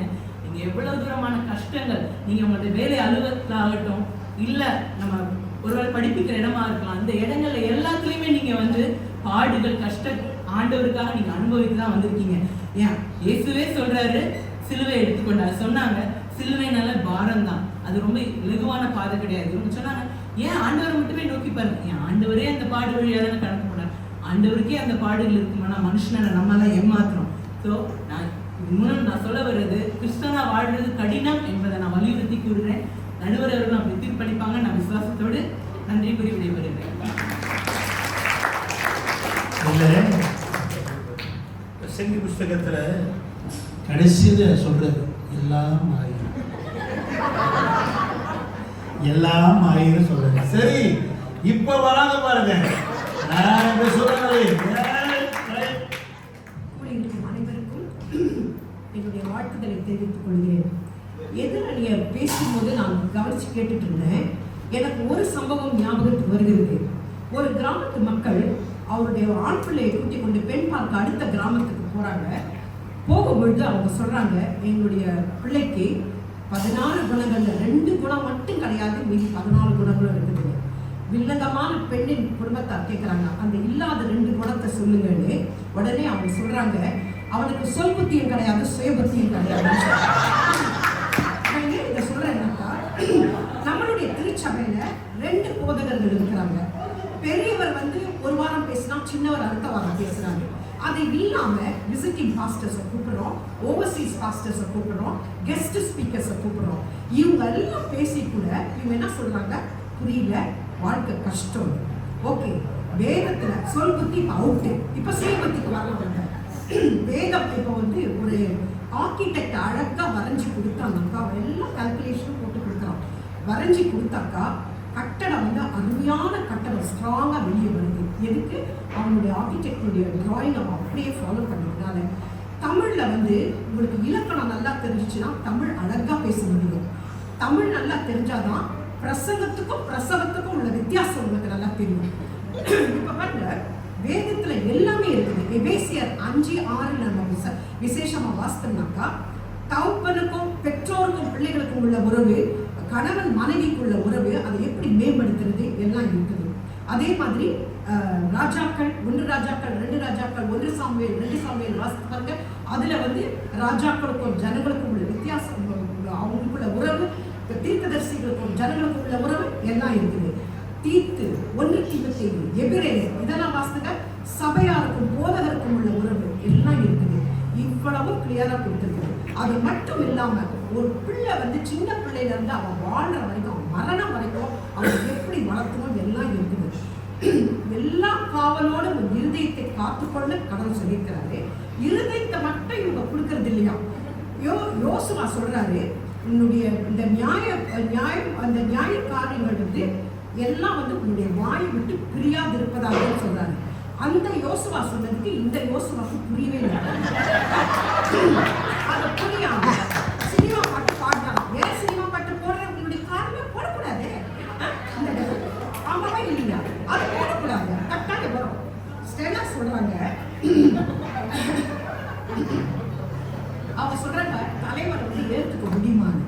ஒரே ஒன்று சொல்ற ஸ்டெல்லா, பரிசேயர் வந்து இயேசுவை பற்றியும் அவருடைய சீஷர்களை பற்றி கேட்கும்போது அவங்க சொல்ற, அவங்க கேட்கும்போது அவங்க சொல்றாங்க, நாம ஓப்பனா செய்யணும், அந்த அளவுக்கு நான் எதுவும் செய்யல, போய் மற்றவங்களை கேளுங்கன்னு சொல்லிட்டு. அப்ப மற்றவங்களை கேட்கும்போது இப்படியா வந்து நீ ஒரு அதிகாரிக்கு பதில் சொல்வேன்னு சொல்லிட்டு அவன் சேவகன் வந்து அவங்க கன்னத்துல அறையிறாரு. ஆண்டவர் சொல்றாரு, நான் தகாத விதமா பேசியிருந்தா தகாததை எனக்கு ஒப்புவி, நான் தகுதியா பேசியிருந்தனா என்னை ஏன் அடிக்கிறேன்னு கேட்கிறேன். கேட்டாரா இல்லையா? அதே மாதிரி நம்ம அது மாதிரி எதிர்த்து பேச முடியுமான்னு செல்லா கேட்குறாங்க. ஏன் பேச முடியாது? நம்ம அப்பா வந்து ஏசாமி, அவர் என்ன சொல்றாரு, அவர் யூத ராஜசிங்கம், நம்ம என்ன பண்ணி குட்டிங்களா? சிங்கம் மாதிரி நம்மளும் தைரியம், அவருடைய தைரியம் நம்மளுக்கு இருக்கணுமா இல்லையா? அப்போ அவர் அந்த பரிசேயர் கேட்கிறான். பரிசேயர் வந்து ஏசிட்டு சொல்றாங்க, ஏரோது ராஜா அவங்களை கொலை செய்ய வகை தேடிட்டு இருக்கிறாரு, லூக்கால இருக்கிறவங்க வகை தேடிட்டு இருக்கிறாரு, நீ சீக்கிரமா போயிடுங்க. ஏசாமியருக்கு என்ன பதில் சொல்றாரு தெரியுமா?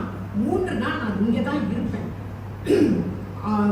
எருசலேம் நகரத்துக்கு புறம்பா ஒரு தீர்க்கதரிசியும் மடிந்து போவதில்லை என்று நான் சொன்னதாக நீங்கள் போய் அந்த நரிக்கு சொல்லுங்கள்ன்றார். நரி யாரு? ஏரோது ராஜா. எவ்வளவு தைரியமா ஆண்டவர் சொன்னாரு. நம்ம ஆண்டவருடைய பிள்ளைங்க, நம்ம என்ன கேட்டீங்களா? மற்றவங்க பட்ட நம்ம துணி எடுத்துட்டு ஆண்டவருடைய பிள்ளைங்க எங்க பேசணுமோ அங்க நம்ம வாய் தந்து பேசத்தான் செய்யணும். கர்த்தர் சின்ன வயசுல ஒரு பிள்ளையை எப்படி வளர்க்கணும்? சின்ன வயசுல பாருங்க, அவர் சொல்றாரு, நீதிமொழிகள் 22 - 24 வரைக்கும் நம்ம பார்க்கும்போது, பிள்ளையானவன் நடக்க வேண்டிய வழியிலே அவனை நடத்து, அவன் முதிர் வயதிலும் அதை விடாதிருப்பான். பிள்ளையின் நெஞ்சில் மதியினம் ஒட்டி இருக்கும், அதை அகற்றுவது தண்டனையின் பிறம்புன்னு சொல்லி, பிறம்பை கையாடாதவன் தன் மகனை பகைக்கிறான். இப்படி அடிச்சு பிள்ளைய வளர்க்கணும்னு சொல்லி பைபிள்ல கிளியரா இருக்குது. நீங்க உங்க இஷ்டத்துக்கும் வேற மாதிரி இப்படி பண்ணணும், பிறம்ப தொடக்கூடாதுனாக்கா அதனுடைய கான்சிக்வன்ஸ் நம்ம அனுபவிச்சுதான் தீர்வோம். பிள்ளைய ஸ்கூலுக்கு அனுப்புறோம், அவனுக்கு படிப்பு ஏறல, வேற என்ன சொல்லுங்க? கர்த்தருக்கு பயப்படுதல் ஞானத்தின் ஆரம்பம். நீதிமொழிகள் 1:7 சொல்லுது. யாக்கோபு அதே மாதிரி ஞானத்தின் குறைவுள்ளவனாக இருந்தால் எல்லாருக்கும் சம்பூர்ணமாய் கொடுக்கிற தேவனுக்கு கேட்க கடவுள், அப்பொழுது அவர் கொடுப்பாக சொல்லுவது. பிள்ளைய கர்த்தருடைய பயத்துல நம்ம வளர்க்கிறோம்.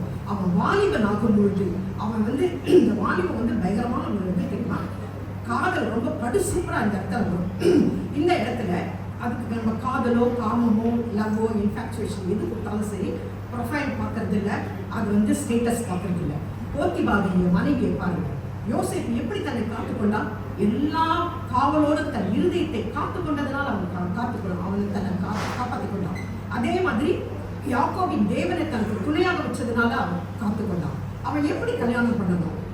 2 கொரிந்தியர் 5 கிளியரா இருக்குது. அந்நிய நுகத்திலே அவிசுவாசிகளோடு பிணைக்கப்படாதிருப்பீர்களாக. நீதிக்கும் அநீதிக்கும் சம்பந்தம் இல்லை, ஒளிக்கும் இருளுக்கும் ஐக்கியம் கிடையாது, விசுவாசிக்கும் அவிசுவாசிக்கும் பங்கு கிடையாது, கிறிஸ்துவுக்கும் பேலியாளுக்கும் இசைவு கிடையாது. இவ்வளவு கிளியரா சொல்லி நம்ம பிள்ளைங்க எங்க போறாங்க? இந்து பிள்ளைங்க தான் போறாங்க. இந்த விஷயத்துல சாலமோனுடைய வாழ்க்கையோ சாம்சனுடைய வாழ்க்கையோ நம்மளுக்கு ஒரு பாடம். பெலிஸ்திய பொண்ணு கட்டணனால நசரைய விரதத்துல பிறந்த சாம்சன் கடைசியில கண்கள் பிடுங்கப்பட்டவனா, 2 கைகளும் விலங்கிடப்பட்டவனா அவன் செத்தான். சாலமோனை பத்தி நெகேமியா சொல்லும் போது எவ்வளவு அழகா சொல்றாரு தெரியுமா? சாலமோனும் இஸ்ரவேலின் ராஜாவாகிய சாலமோன் இதெல்லாம் பாவம் பண்ணினானே, அந்நிய ஸ்திரீகள் ராஜா அவனை அதிகம், தேவன் அவனை அதிகமாக நேசித்தார். எல்லா இஸ்ரவேல் ஜனங்களுக்கும் அவனை ராஜாவாக்கினார். ஆனா அந்நிய மறுஜாதியான ஸ்திரீகள் அவரையும் வழிவிலவ பண்ணினார்களே சொல்லி அப்படி சொல்றாங்க. ஸோ இந்த இடத்துல நம்ம ஜாக்கிரதையா இருக்கணும். கல்யாணம் கட்டினவங்க இப்ப எப்படி வாழணும்? அலப்பு வாயினாலே உதடுகளினால் அலப்புகிற மூடனோட கலவாங்க. யார் அந்த அலப்புகிறவன்?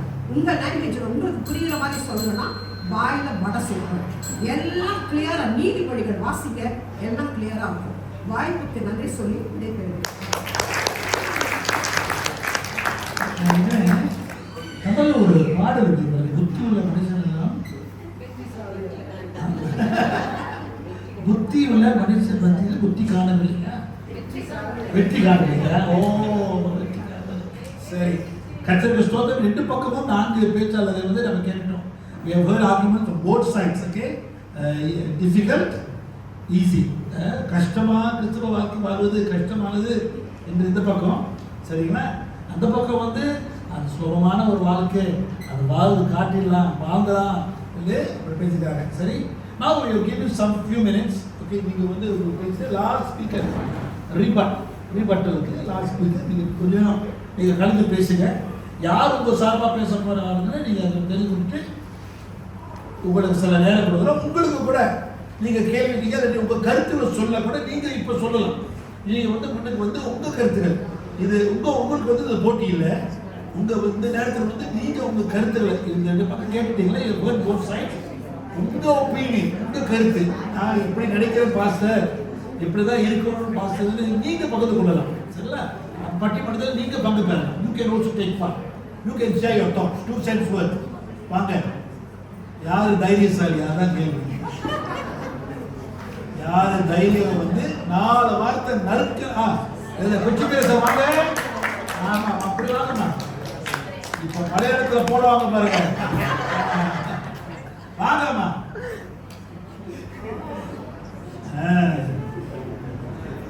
சொல்லுங்கம்மா. கர்த்தருடைய பரிசுத்த நாமத்துக்கு ஸ்தோத்திரம். ஆமென். இந்த வாய்ப்பு கொடுத்த எல்லாருக்காகவும் நன்றி செலுத்துகிறோம். முதலாவது என்னுடைய கருத்து, இந்த இயேசுவானவர் பிதாவாகிய தேவன் நம்மளுக்கு இயேசுவை தந்தார். அவர் சிலுவையில் மரித்து நம்மளுக்காக கொஞ்ச நெஞ்சம் எழுதி வைத்திருக்கிறது. ஆதி ஆகமத்திலிருந்து ரெவலேஷன் வரைக்கும் கர்த்தர் எப்படி வாழணும் என்று அவர் அதில் எழுதியிருக்கிறார். ஏன்னா நம்முடைய ஜனங்கள் அந்த வார்த்தையோட அர்த்தம், அந்த வார்த்தையோட கிருபையும் எல்லாத்தையும் வீணாக்கி விட்டது. அதனாலதான் விசுவாசான கொண்டாட்டமாய் ஜெயிச்சு போகிறார். ஆனா இயேசுவோட வாழ்க்கை ஈஸி தான். பாடுகள் எவ்வளவு வந்தாலும் தக்க சமயத்தில் இயேசு அற்புதங்களை செய்து நம்மளை சிறப்பிக்கிறார். என்னை பொறுத்த வரைக்கும் இயேசு அற்புதம். அவர் செய்கிற ஒவ்வொரு காரியத்துக்கும் நாம் நன்றியே சொல்றது இல்லை, அவரை நினைக்கிறது இல்லை.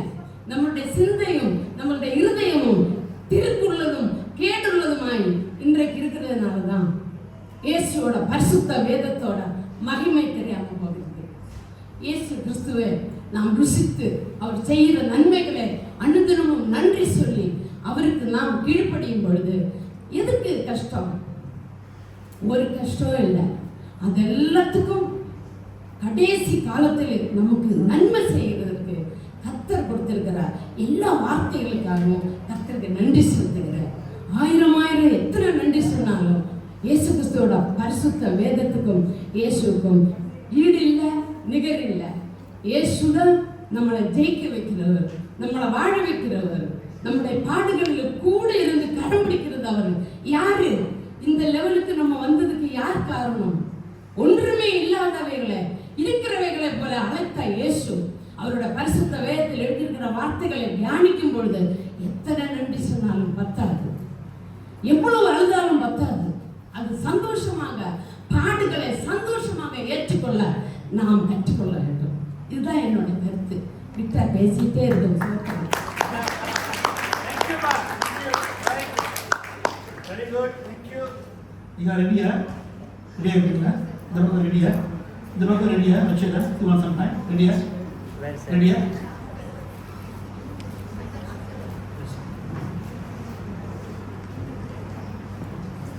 ரைட், சரி. இவங்க ஆரம்பிச்சதுனால ரீபார்ட் will start from there. இவங்க ஆரம்பிச்சதுனால நீங்கள் தான் ரீபார்ட் பண்ணணும். சரிங்களா? அப்போ இவங்க கொடுத்த கருத்துக்கள் எல்லாம் ஒரு பேச்சாளர் யார் வரா? அம்மா வாங்கம்மா. நான் கேட்டு கொடுங்க. ஃபைனல் ஸ்பீக்கர் இவங்க ரீபார்ட். Yes, yeah. Still 7 minutes. Okay. 5-2. Correct. அதே தான் கொடுத்து. ஓகே. இவங்க சொன்னாங்க அப்போஸ்தலனுடைய பவுலை பற்றி சொன்னாங்க. அப்போஸ்தலனுடைய பவுல் ஆரம்பத்தில் எவ்வளோ பெருமையாக பேசினாங்க. நான் ரோமன், நான் இப்படி படித்தேன், அப்படி படித்தேன். டுவர்ஸ் த எண்ட் ஆண்டவரோடு அவருக்கு ஐக்கியம் வரும்போது தான் நான் எல்லாருக்கும்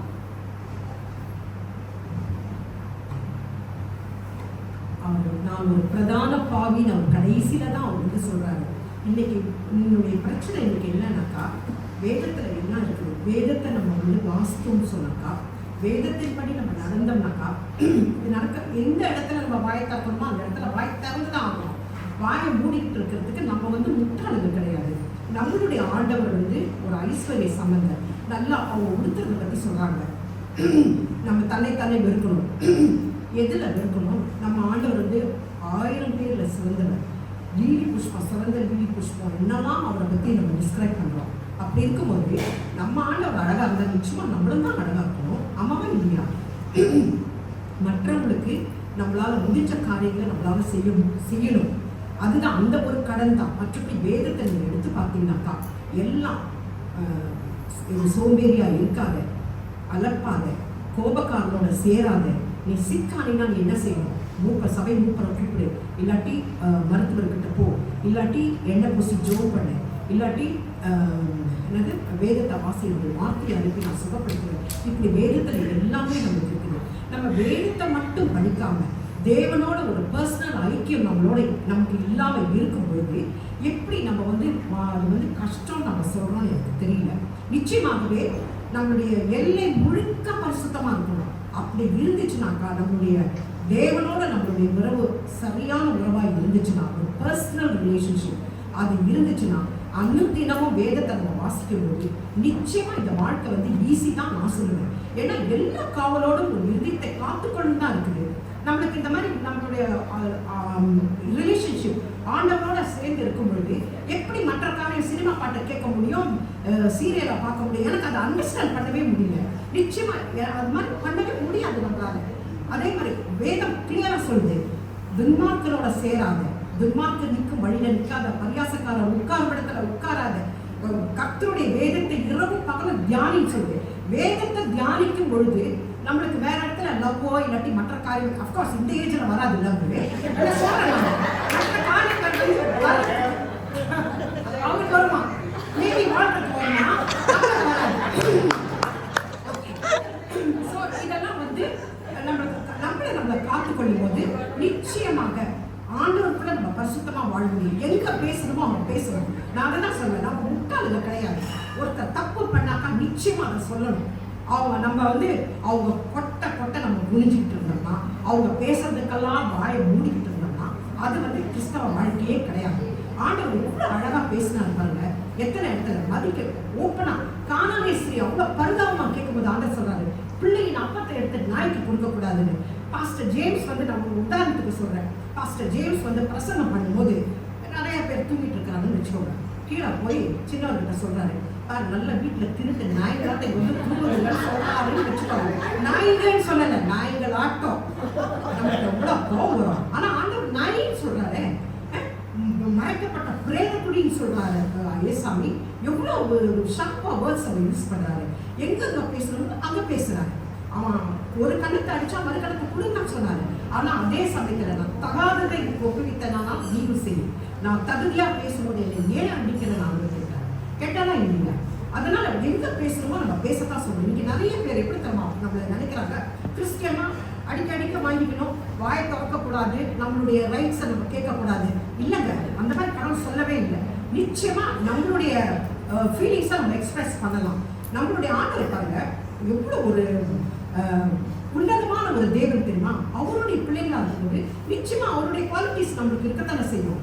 திரும்ப பண்ணல, ஆண்டவருக்கு அவர் இஷ்டப்படுற மாதிரி ஒழுங்கா ட்ரெஸ் பண்ணிட்டு ஒழுங்கா நம்ம மற்றவங்களோட நம்ம எல்லாம் செய்யும்போது நிச்சயமா கிறிஸ்தவ வாழ்க்கை ரொம்ப சுலபம். மற்றவங்க என்னன்னா யோசிச்சுட்டு போட்டோம், அதை பத்தி நம்மளுக்கு கவலை கிடையாது. நம்மளை பொறுத்த வரைக்கும் நம்ம ஆண்டவர் நம்ம தான் போய் சாட்சி சொல்ல போறோம். ஒரு நாள் முன்னால ஆண்டவருக்கு முன்னால நின்றுட்டு நம்ம தான் நம்மளுடைய கணக்கு கொடுக்க போறோம். அதனால நிச்சயமா கிறிஸ்தவ வாழ்க்கை வெகு ஈஸி, சுலபம்னு சொல்லி நான் முடிக்கிறேன்.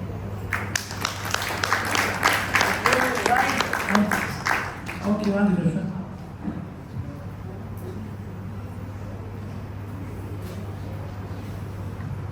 மறுபடியும் கரம் தூக்கி சிரம் தாக்கி உங்களுக்கு வணக்கம் தெரிவித்துக் கொள்கிறேன். நிறைய பழமொழியெல்லாம் சொன்னாங்க. சகோதரி விஜி பேசுறதுன்னு சொன்னாங்க, வாயால் வடை சொல்றாங்க. ஆனால் சகோதரி விஜி தான் இப்போ வாயால் வடை சுட்டுக்கு மட்டும் இல்லை, பச்சை தண்ணியில் வடை சுட்டு நிறைய பாயிண்ட்ஸை சொல்லி விட்டாங்க. ஆனால் எல்லா பாயிண்ட்ஸுமே சொல்ல போனால் எங்களுக்கு சாதகமாக சொல்லியிருக்காங்க. ஆனால் ஜோசப்பை பார்த்து தான் நான் ரொம்ப வருத்தப்படுறேன். ஒரு பாட்டு எனக்கு ஞாபகம் வந்துச்சு, சேராத இடம் சேர்ந்து செஞ்சோன்று கடலுக்காக வஞ்சத்தை விழுந்தாயா அப்படின்னு ஒருத்தர் பாடலாம். அவர் மட்டும்தான் பைபிள்லேருந்து பேசிட்டு போவார், அவருக்குரிய பாயிண்ட்ஸை. மற்றவங்க எல்லாம் அழகா, அதாவது 1 verses 7 இந்த மாதிரி ஆயிடுச்சு. எல்லாரும் வந்து கஷ்டம் கஷ்டம் கஷ்டம் கஷ்டம்னுட்டு கடைசியில் வந்து இயேசு இப்படி சொன்னாரு, அதனால ஈஸிட்டாங்க. டாபிக் அது இல்லைங்க. டாபிக் இஸ் லைஃப் கஷ்டமா இல்லையாங்க. நித்தியம் முழுசா கஷ்டம் கஷ்டம் கஷ்டமே அழுத்தி எடுத்துட்டாங்க. ஏன்னா அவங்களுக்கு ஒரு கஷ்டம் ஜெசல் பக்கத்துல இல்லை. என்ன பண்றது? தம்பி விக்ரம் சொன்னாரு, ரொம்ப அருமையா பேசினாரு. நீங்க ஏன் அந்த பாட்டை கேட்டீங்க? நான் கேட்குறேன். சரி, நம்ம ரோட்ல போறோம், ரோட்ல இருக்க போஸ்டர்ஸை பார்க்காம நம்ம கண்ணை மூடிட்டு வேணா போகலாம். அவர் மாதிரி அவங்க மனைவி பக்கத்துல இருந்து கூட்டிட்டு வந்தாங்கன்னா போகலாம். இப்போ என்னால் போக முடியாது, என் மனைவி முடியல. ஆனா காதை நம்ம மூடிட்டு வர முடியுமா? இல்லைன்னா இயர்பட்ஸ் போட்டு சுத்தமாக அடைச்சிட்டு தான் வரணும். ஸோ காதில் போகிற நேரம் நான் கிராமில் பாட்டை போட்டுருவோம். என்ன பண்ணுறது, நம்ம கேட்க தான் செய்ய வேண்டியது இருக்குது. அதனால இதே பாயிண்ட் 2-3 பேர் சொன்னாங்க, நீங்கள் ஏன் கேட்குறீங்கன்னு. கேட்க முடியாது, நீங்கள் பேசுகிறதையே நாங்கள் இவ்வளோ நேரம் கேட்டுட்ருக்கோங்க. அப்புறமா எல்லாரும் அந்த இதில் தான் வந்துட்டு இருக்காங்க. இது வாழ்றது கஷ்டம், இயேசு கஷ்டப்படலையா, இல்லைன்னா யோசிப்பு எல்லாரும் கஷ்டப்பட்டாங்க. அதுதானே நாங்கள் சொல்கிறோம். நாங்கள் என்ன சொல்கிறோம், நாங்கள் இயேசுவை மாதிரி வாழணும் அப்படின்னு நான் சொல்ல வேணும்னா டாப்பிக்கே அதுதான். கிறிஸ்தவனா வாழ்றது ஈஸியா கஷ்டமானது, இதுதான் டாபிக். அதுதான் நாங்கள் சொல்லிட்டு இருக்கோம். யோசேப்பு கஷ்டப்பட்டாங்க சொன்னாங்க. யோசேப்பு அதை விட்டுட்டு ஓடுறதுனால தான் ஓடிட்டான், அவன் தப்பிட்டான் கரெக்டு. அதுக்கப்புறம் சிறையில் கஷ்டப்பட்டானே, அதுக்கப்புறம் பெரிய ஒரு அரசராக வந்தார், அது வேற விஷயம். ஆனால் கஷ்டப்பட்டாங்கல்ல, அதைத்தானே நாங்கள் சொல்கிறோம். இந்த உலகத்தில் வாழ்றது கஷ்டம் கஷ்டம் கஷ்டம். ஏன்னா இயேசுவே சொல்லியிருக்காரு, உலகத்தில் உங்களுக்கு பாடுகள் உண்டு.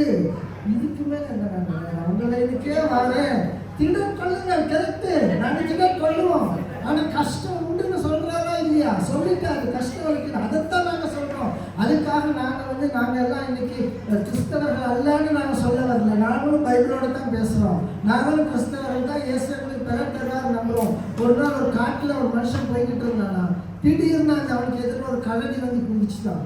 அந்த கரடி வந்து குதிச்சோடனே இவன் ஒரு நாத்திகன், கடவுளே இல்லைன்னு சொல்கிறாரு. ஆனால் அந்த அவசரத்தில் ஆண்டவரேன்னு கூப்பிட்டார். அந்த ஆள் கூப்பிட்டோன்னு ஆண்டவர் கேட்டார், ஏண்டா இப்போ என்ன எதுக்குடா கூப்பிட்றாரு? சரி, உங்களை நான் மறுதளிச்சு எவ்வளோ நாளும், ஆனால் அட்லீஸ்ட் இந்த நேரமாவது இந்த கரடிட்ட இருந்து என்னை காப்பாற்றுங்க. சரி, என்ன பண்ணணும்? அந்த கரடியை ஒரு கிறிஸ்தவ கரடியாக மாற்றிருக்கேன். உடனே அவ்வளோதான், நான் சரிப்பா அது கிறிஸ்தவ கரடியாக மாறிடுச்சுன்ட்டு ஆண்டவர் போயிட்டாரு.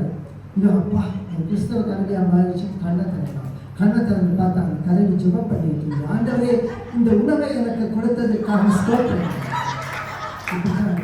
ஆண்டவர் நாங்கள் உங்களுக்கு டினைட் பண்ணலை, நாங்கள் ஆண்டவரை ஏற்றுக்கிட்டு தான் இருக்கோம். ஆனால் இந்த உலகத்தில் வாழ்வது கஷ்டம்னு தான் நாங்கள் சொல்ல வர்றோம், வேற ஒன்றும் சொல்ல வரல. அதுக்காக நாங்கள் ஆண்டவர் விட்டு ஓடிட்டோம்னு சொல்ல வரல, நீங்கள் ஆண்டவர் மாதிரி இருக்காதுங்கன்னு நாங்கள் சொல்ல வரல. அடிக்கடி அதே தான் அவங்க சொல்லிக்கிட்டு இருந்தாங்க.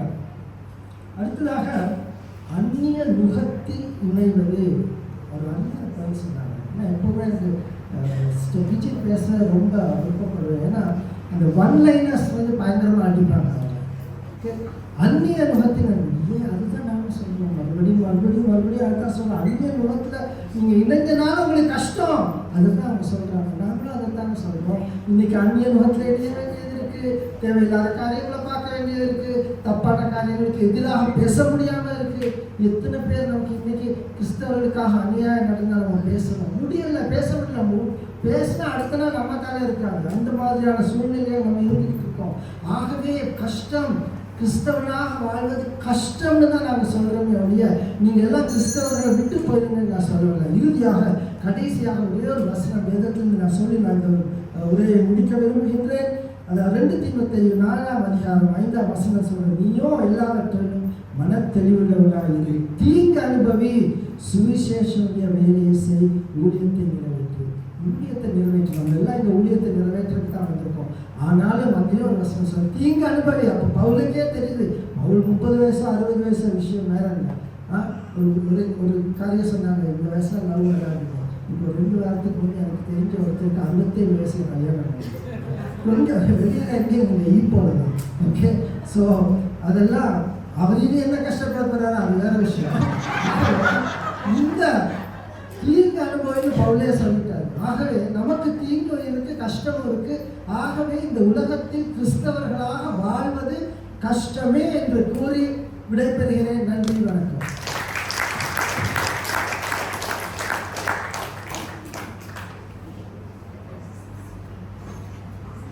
ஸ்தோத்திரம்.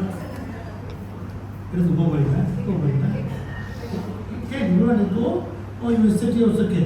இது ஸ்பெஷல் சீட்டு, அது நார்மல் சீட். சரிங்களா? நீங்கள் இதை எடுத்துட்டு போகலான்னு சொல்கிற கேன்டீன் ஒரு சிட்டி ஆல்சோ ஓகே, பிரச்சனை இல்லை. என்ன அதுக்கு சொல்லு.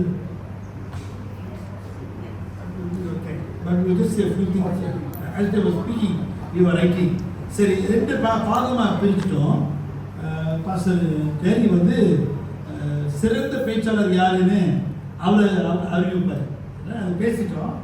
We have also said who's the best speaker, but he will announce the best speaker. சரிங்களா? என் கருத்து வந்து நான் வந்து என்ன செய்ய ஆசைப்படுறேன்னா, நீங்கள் ஒரு இருவரும் இரு பாகமும் பக்கம் கொடுத்த கருத்துக்களை குறித்து ஒரு சில காரியங்கள் உங்கள் கவனத்துக்கு கொண்டு வர ஆசைப்படுகிறேன். முதலாக இந்த நாளின் பட்டிமன்றத்தின் கேள்வி அது உங்கள் கவனத்துக்கு கொண்டு வர ஆசைப்படுகிறேன். First thing I want to bring to your mind is the topic to live as a Christian. ஒரு கிறிஸ்தவர் போல கிறிஸ்தவராக வாழுவது அதான் கேள்வி. சரிங்களா? அப்போ அதுலேருந்து நம்ம ஓட முடியாது. ஒரு 2 காரியங்கள் சொல்லிட்டு ரொம்ப நீண்டமாக பேச ஆசைப்படுகிறேன். ஒரு சில கருத்துக்களை சொல்லிட்டு பிடிச்சிருக்கேன். கிறிஸ்தவராக வாழ்வது ஒரு வித்தியாசமான வாழ்க்கை. அது முதல் காரியம் எல்லாரும் ஏற்றுக்கணும். The first thing that you and I must accept, to live as a Christian is a different life. வேற ஒரு எதிர்பார்ப்பு தான். ஏன்னா வந்து உலகத்தை போல இல்லை. We are not like the world. மற்றவங்க போல நம்ம இல்லை. ஆண்டவரே சொல்றது, நீங்க தெரிந்து கொள்ளப்பட்ட ஜனம், ராஜரீகர் கூட்டம், இது நம்ம எல்லாரும் வித்தியாசமானவங்க. We are different. அப்ப டிஃப்ரெண்டாக இருக்கிறதுனால, அந்த டிஃப்ரெண்டோடு வாழ்றதுனால you will have your challenges. உங்களுக்கு நிச்சயமாக சவால்கள் இருக்கும். சில பேருக்கு வந்து சவால் அந்த டிஃப்ரெண்டாக வாழ்வது கஷ்டமாக பார்க்கறதுக்கு கஷ்டமாக தான் இருக்கும். ஏன்னா ஒரு விதமான வாழ்க்கையை வாழ்ந்து அனுபவிச்சுட்டு இப்போ கிறிஸ்தவ வாழ்க்கையில் வந்து வாழ்வது அவங்களுக்கு சவாலாக இருக்கும். இது be challenge to live as a Christian. அப்படிப்பட்ட வாழ்க்கை வாழ்வது சவால். So if you ask us, நீங்கள் கேட்டீங்கன்னா, வித்தியாசமான வாழ்க்கை வாழ்றதுனால அது சுலபமாக இருக்கும், அதே சமயத்தில் கஷ்டமாக கூட இருக்கும். It will be both challenge because சில பாதைகள் வந்து சுலபமான ஒரு பாதையாக இருக்கும், சில பாதைகள் வந்து கஷ்டமான பாதைகளாக இருக்கும். ஒரு I read a quotation somewhere. ஒரு இடத்துல சொல்றாரு, why don't you take out the stones on the path? போகிற பாதையில் இருக்கிற கல் முள்ளு செடியெல்லாம் ஏன் ஆண்டவரே எடுத்து போடாமல் இருக்கிறீங்க? அது வந்து எங்களுக்கு ரொம்ப கஷ்டமாக இருக்குது. இந்த பாதையில் வந்து செம்மையாக நல்லா நடக்கிறது ஆசைப்படுறோம், ஆனால் அந்த கல்லில் மோதுறோம், அந்த முள்ளில் குத்துறோம், எங்களுக்கு வேதனையாக இருக்குது, எங்களுக்கு கஷ்டமாக இருக்குது. So difficult. We hit the rock, we pick up the thorn. The Lord says, these stones and these thorns are the ones that form character. நம்முடைய குணங்களை வந்து இந்த கல்லும் இந்த முள்ளு தான் உருவாக்குற தன்மையாக இருக்குது. அப்ப அது சுலபமாக இருந்தால் சரி, அது கஷ்டமாக இருந்தால் கூட சரி, சரிங்களா? It forms character in as.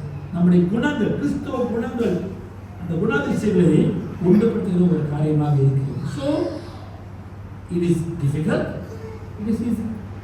ஒரு உதாரணம் கொடுக்குறேன். சின்ன பிள்ளையாக இருக்கும் பொழுது எழுந்து நடக்கிறது எவ்வளோ கஷ்டமாக இருக்கு. ஏன்னா எழுந்துட்டு தடுமாறி கொத்துன்னு வந்துடும். எத்தனை பேர் ஒரு பிள்ளை வந்து உழுது எழுது. ஆனால் இப்போ உழுதா உடஞ்சிருக்கு, இப்போ நம்ம உழுதா உடஞ்சிருது. ஆனால் சின்ன வயசுல பிள்ளை எழுந்து நடக்கிறதுக்கு எவ்வளோ கஷ்டப்படுது. நம்மளாம் நடக்கிறோம், பெரிய பிள்ளை வந்து நம்ம பிள்ளைங்க சுலபமாக நடக்கிறோம். ஆனால் அந்த குழந்தைக்கு தான் தெரியும் இவ்வளோ கஷ்டமாக இருக்குது. But that's the child give up? No. அந்த பிள்ளை வந்து எழுந்து நடக்கணும்னு நம்ம தூக்கி விடுறோம், நம்ம பிடிச்சி விடுறோம், வேற எதை பிடிக்கிறோம், சரிங்களா? காலை மசாஜ் பண்ணுறோம். அப்புறம் கொஞ்சம் காலம் வந்துடும், இந்த பிள்ளை நடக்க ஆரம்பிச்சோம். அப்போ நீங்கள் சொல்லுது, ஏன்னா இந்த பிள்ளை வந்து இவ்வளோ பிள்ளைக்கு ஓடுறதுக்கே எனக்கு கஷ்டமாக இருக்குது, எனக்கு மூச்சு வாங்குதுன்னு நம்ம சொல்கிறோம். சில பேர் பாருங்க, சில பிள்ளைங்க வந்து பேசுறதுக்கு ஆரம்பத்தில் கொஞ்சம் கஷ்டப்படுறாங்க. ரொம்ப நாள் பேர் தான் பேச ஆரம்பிப்பாங்க. ஆனால் இப்போ பேச முடியாத சமயத்தில் இவ்வளோ வயசாகிடுச்சு, வார்த்தை வந்து சரியாக பேச மாட்டேங்குது, ப்ரே பண்ணால் நமக்கு கஷ்டமாக இருக்குது. சரிங்களா? அந்த பிள்ளைக்கு கவனிக்கிறேன், அது அவங்க பாடத்தில் அவங்க பேசிட்டு. ஆனால் ஒரு கட்டம் வருது, அந்த பிள்ளை பேசுது, மாஸ்டர் வாய் அடுக்குது, இவ்வளோ பேசுது, எதிர்பேச்சு பேசுது.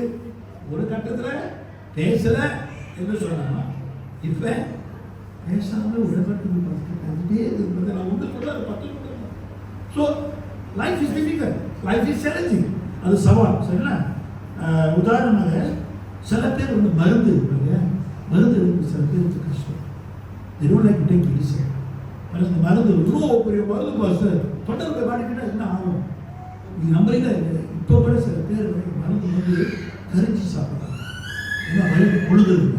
போய் மருந்து மாட்டிக்கிறது சில பேர் எல்லாம் இப்போ ரொம்ப சொல்ல வேணாம். ஆனால் சில பேருக்கு பயம், மருந்து சாப்பிட்றதுக்கு விழுங்குறதுக்கு பயம். அது கரிச்சி இல்லாட்டி லிக்விடாவது கொடுங்க டாக்டரு, லிக்விடாக குடிச்சிக்கலாம். நீங்கள் மாத்திரையை கொடுத்தா கஷ்டமாக. சில பேர் உடச்சி இல்லாட்டி இடிக்கல் வச்சு இடிச்சு தூளாக போட்டு சாப்பிட்றாங்க. ஆனால் மருந்து நல்லது தானே. கஷ்டமாக தான் இருக்குது, கசுக்குது, ஆனால் அது நல்லது. அதை எடுத்தால் தான் அது அவனுக்கு நல்லது கொண்டு வரும். Medicine is bitter but it's good. So life is வந்து சில சமயத்தில் சுலபமாக இருக்கும், சில சமயத்தில் கஷ்டமாக இருக்கும். கடைசியில் சொல்லியிருக்கேன், பரீட்சை எழுதுவது, ஸ்டடி அண்ட் ரைட்டிங் எக்ஸாம்ஸ். யாருக்கு வந்து பரீட்சை எழுதுறது ரொம்ப சந்தோஷம் பார்த்தேன். I love to right exam. யாரும் சொல்ல முடியுமா? யாரும் சொல்ல முடியும். ஆனால் நம்மளாம் பரீட்சை எழுதுறது எவ்வளோக்கு எவ்வளோ கஷ்டமாக இருந்தால் கூட பரீட்சை எழுதணும்னா we have to. That is life. கிறிஸ்தவ வாழ்க்கை வந்து அதுதான். அது கஷ்டமாக ஸ்லோகமாக வாழ்ந்து காட்டணும், வாழணும். அப்போ தான் பரவாயில்ல போய் சேர முடியும். இப்போ நீ கேட்க அண்ட் ஒன் ஃபைனல் காரியம் பாருங்க, இயேசுடைய கடைசி ஜெபம் யோவான் 17. There is one section in the prayer, அந்த ஜெபத்தில் ஒரு கட்டத்தில் he prays for his disciples. அவர் சொல்கிறாரு, இந்த உலகத்திலிருந்து அவங்களை நான் எடுத்துட்டு போகிறாங்க. இந்த உலகத்தில் இருக்கிற வரைக்கும் அவங்களுக்கு கஷ்டம் இருக்கும். They will find it difficult. It will be difficult. But I am praying for them. அவங்களுக்காக நான் ஜெபிக்கிறேன். அவங்க ஆசீர்வதி அவங்களுக்கு காத்துக்கணும். You go read the prayer. John 17. Jesus prays for the church. சபைக்காக அவர் செஞ்ச சவால்கள் இருக்கும். But Jesus has already prayed for us. நமக்காக அவர் வந்து ஏற்கனவே ஜெபிச்சிட்டாரு. கெத்செமனே தோட்டத்தில் இன்னும் பிதாவின் வலதுகார பக்கத்தில் நமக்காக பரிந்து ஜெபித்து பேசுகிறார். He is praying and he is still praying at the right hand of the Father. சரிங்களா? ஸோ அப்படிப்பட்ட ஒரு ஆண்டவர் இருக்கிறதுனால அது கஷ்டமாக சொல்லணும். It's okay. பிகாஸ் நான் யாருக்காக வரேன்? என் ஆண்டவருக்காக வரேன். உலகத்துக்காக இல்லை, என் மனைவிக்காக இல்லை, என் பிள்ளைகளுக்காக இல்லை, இல்லை என் பாஸ்டருக்காக இல்லை, என் ஆண்டவருக்காக வரேன். Who am I living for? I'm living for God. But at the end of the day, I will be rewarded. My life may be easy. It's okay. Praise God. என் வாழ்க்கையில் வந்து கஷ்டம் இருக்குது, அந்த சுகம் அடுத்த கஷ்டம். ஆனால் சில பேருக்கு வந்து அது ரொம்ப கடினமான கஷ்டமான வாழ்க்கை. சில பேர் அந்த பாடு அனுபவிச்சு தான் வரணும். ஸோ இது வேதத்துக்கு கூட நம்ம பார்க்குறோம். Many people who go through this difficulty. இயேசு சொன்னார், you are in the world but not of the world. உலகத்துக்குள் இருக்கிறீங்க, ஆனால் உலகத்தில் ஒருவராக இல்லை. அதுக்கு நல்ல உதாரணம் சொல்லுவாங்க, தாமரை பூத்து நமக்கு அருமையான உதாரணம். அது வந்து இலை வந்து பாருங்க, அந்த இலையில வந்து தண்ணி போட்டால் கூட தண்ணி தங்காது, அது சுரட்டி ஊற்றிடும். You put water on a water lily leaf, the water will not wet the leaf.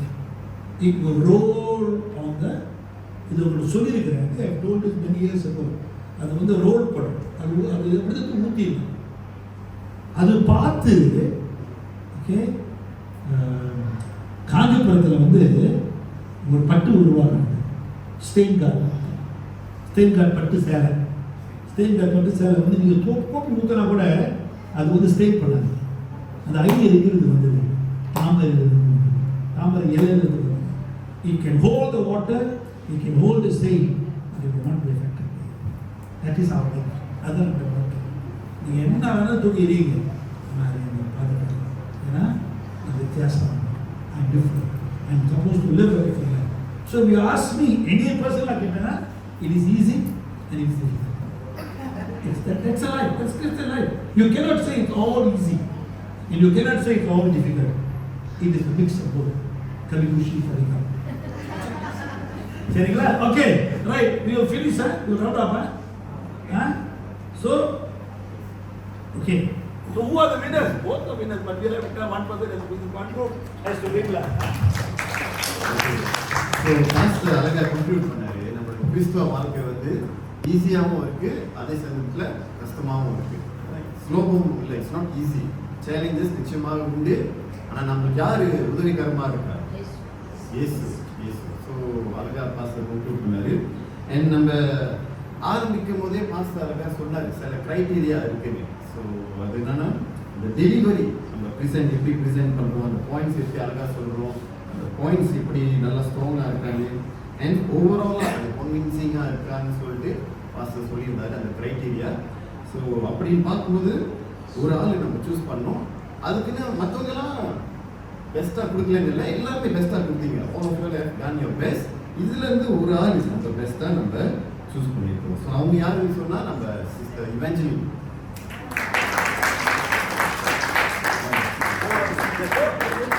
The colors are different. The colors are for first winners. Winners are the red one. With the best argument lah. Afterwards, best speaker. And then okay. Okay. The group that won with the most convincing points would be this group. Not that they were not convincing, but things ஒரு நபர் தான் மனிதா வந்து வேதத்தில் it was good, it was still good, but you are the Radha. சரிங்களா? Okay.